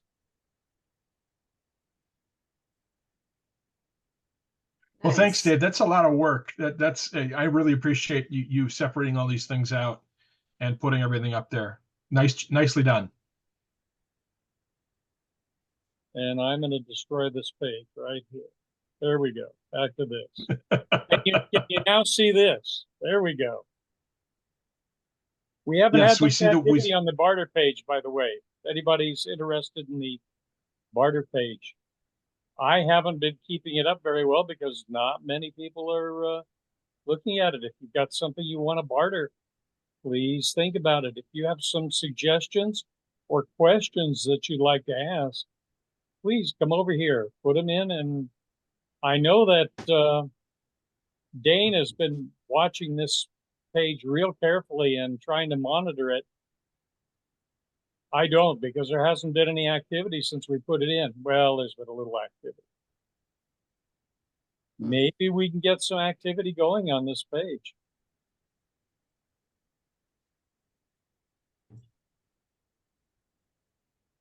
Is the barter page, like if I wanted something specific, is the barter page someplace I could ask if anybody has one of those? That's it. All these barter items. Okay. So people have said, I'd really like to barter for something, whether it's wood or hardware. Okay. So check it out. Or if you have pieces like I do, I've ordered the wrong piece, don't fit my lathe. There you go. Whatever. Put it there. So I don't need it. See I can put it on there. Exactly. And we got over in the right margins on the page, we've got all those things that the captain's always talking about. He's saying we've got caps, we've got newsletters, we've got t-shirts, we've got stickers, we've got all sorts of things available for you. And would somebody check this out for me? I would appreciate it. I understand some people can't see these things, and I'm not sure whether I've got it configured right. So look at the bottom of the page and see if there are any little red marks on it. If it just shows a map, send the webmaster a notice that there's something wrong with that map and you don't see it. I think the red marks were there when I looked last time. They were there last time? Yep. They're there when I look at right now, Dave. So and I'm Good, using okay, Firefox on Windows. So Then somebody else was just having a strange problem individually. Okay. Of course, we've got the chats, we've got the newsletters. Whoa, there we go. And that's the one for this week, by the way. In case you haven't seen the newsletter yet, it's either here and you can download it yourself, or you can go over here and you can see the newsletter online, except the date doesn't show up correctly. Change that right away because I didn't mean to forget to update that. So this is the latest newsletter.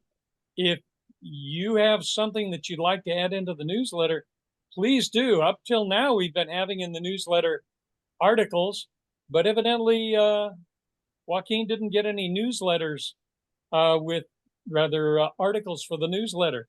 If you've got an article, if you go in the newsletter, please let him know. He'd love to add it in, I'm certain.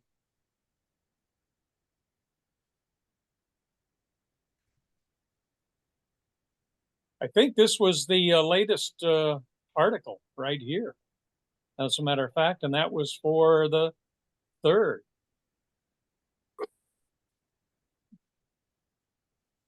So please do send in your articles. We love to have them.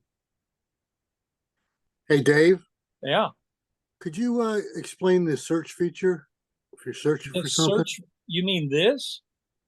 I wouldn't use it if you want to know the truth. If it doesn't have the exact phrase that you use, it probably doesn't find it.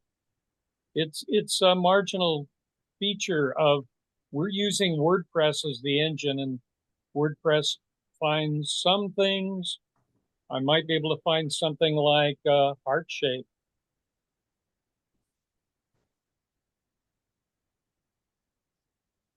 Because I can see it already here, so I'm pretty sure it exists. But if I search for it, well, there it is. We've got 2 items that are heart-shaped. But if I just said hearts, well, it might say the same thing. But unless you're using an exact word, it isn't going to find it. I was searching for the different versions of the Ducks Chuck. And Ducks Chuck, I don't know what happens here. Duxbury.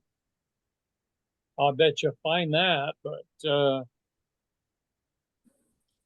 I'm not sure. There we go. We got some things about Duxbury. So for some reason, the word Duxbury is in every one of these. You might be able to find Chucks.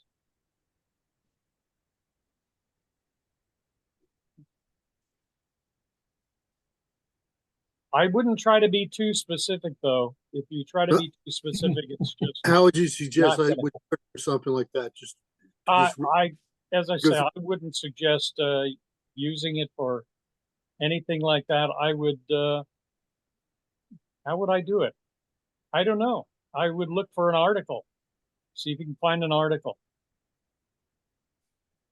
If you know that you're looking for something really specific, like something a presenter provided, and you say to yourself, well, I wonder if we have an article on it, you can try to find it here. If it's here and a particular word in this list exists, it'll probably come up here, like finial. yeah, there are several people who are using the Ducks Chucks. I know Scott Tague is also using it. So there you can see we're coming up with finials, but I wouldn't put more than one word in here. I mean, you can put 2 in, and it might not do too much damage. You can find out if you want something for map. I'm certain that you're going to find things if you search for Matt. You think? No, there's not going to be anything that shows up. Trust me. There we go. All right. So we have a few things here Never heard of it. related to Matt, right? And we can Yeah, find older multiple posts pages. too as we go through here. He's got so many, we can go to older posts and still find Matt in on those. I'm pretty sure that I've done like 25 or 30 demos for y'all. So Yeah. And you'll notice for some reason, some of these come up twice. And the reason is some of them were featured and some of them just are there now. And it shows up both times. You can Thanks. also do a search over here and it has the same result as doing this. Okay. Okay. Okay. Duck's Chuck. Let's see if we got something that literally says Duck's Chuck in it. Nothing found with the word Duck's Chuck in it, so you're not going to find that. Now try to put a space between ducks and Chuck. Ducks and Chuck, okay.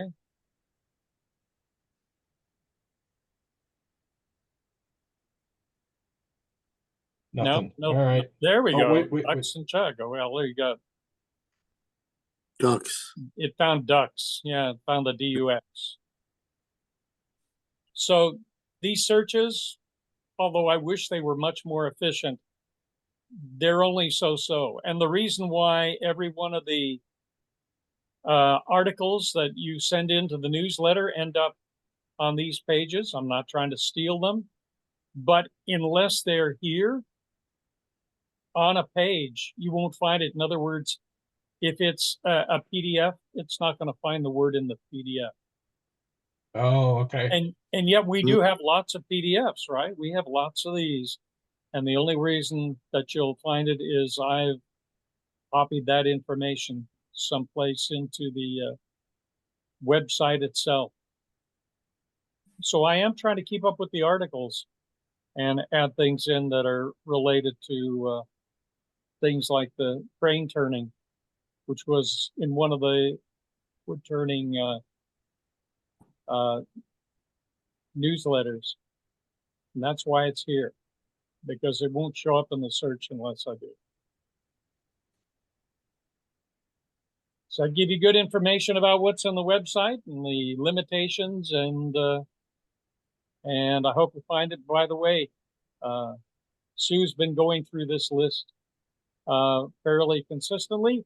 If you have a safety tip, would you please send it to me? I've run out of thoughts at the moment, and you were noticing she was making the comment that some of them are pretty short. It'd be nice if somebody sent in some more suggestions on safety.